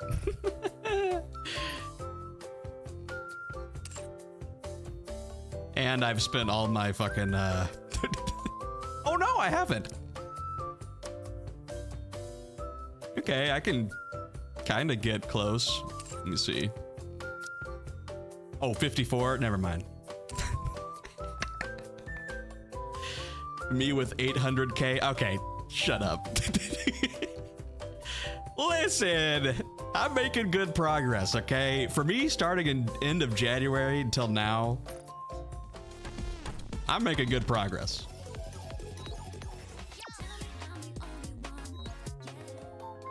Did you buy the did you buy the event tickets for hard mode stage 11? What do you mean?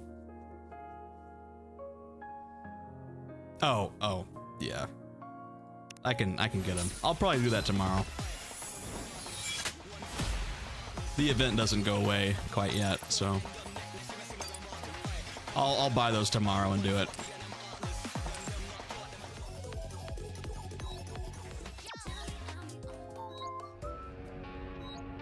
You might even catch up before 4th Annie at this pace. That would be crazy. That would be crazy if we caught up to 4th anniversary. But I mean, what's the power, like recommended power at chapter 46? Like 800? 800k? Let's do a pull to end the night.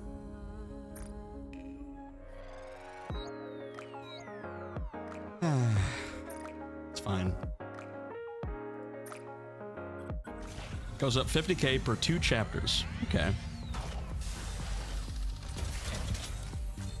Around 850k comfortably.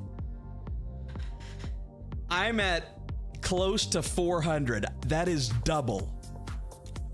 And anniversary's in November, so I would need this month, September, October.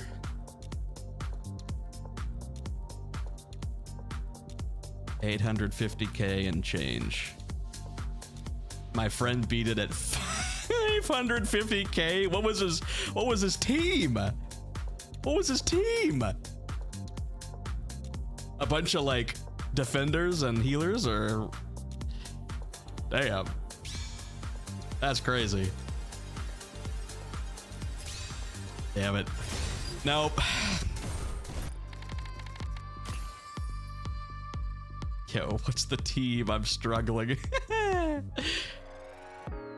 He had one of the lowest clears. That's crazy. Pass the method. Crazy. Alrighty.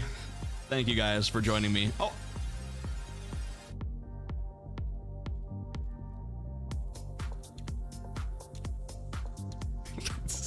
Everyone runs a deficit. Alright, let's end it with a gold. Let's end it with a gold. Nice to meet you. Soldier, End it with a easy, telegram. at your- Whoa! What the fuck? I am a sword which renders raptures asunder. Do not wield me capriciously, for even my handle has a sharp edge.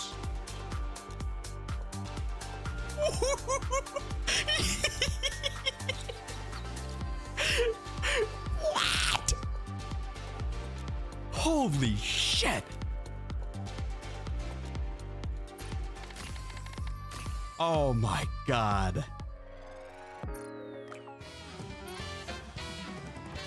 Slap it on. Slap it on, baby. Now I can fell stronger opponents.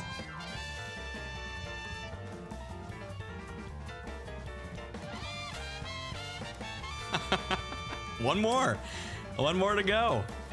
Crazy.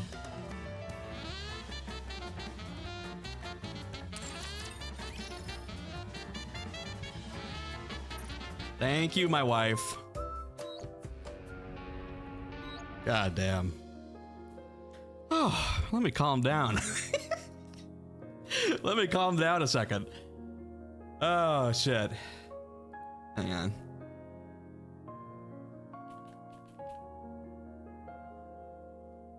Holy shit. Cersei is again streaming. That's insane. I don't want to keep. Let's do Pam. Let's do Obake Pam, I think. Let me check.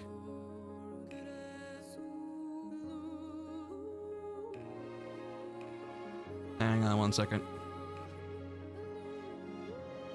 What a pull. What a pull.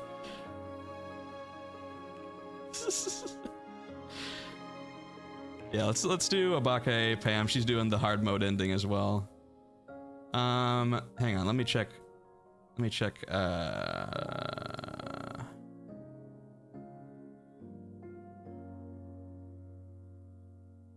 Oh, she just started. She just started. Hang on. Cuckoo crew. Cuckoo crew. Hang on. All right. Let me get this set up and then we'll go over there. All right. Thanks. All right. And 1 second. I keep forgetting to do the redirect. Takes a little bit of time.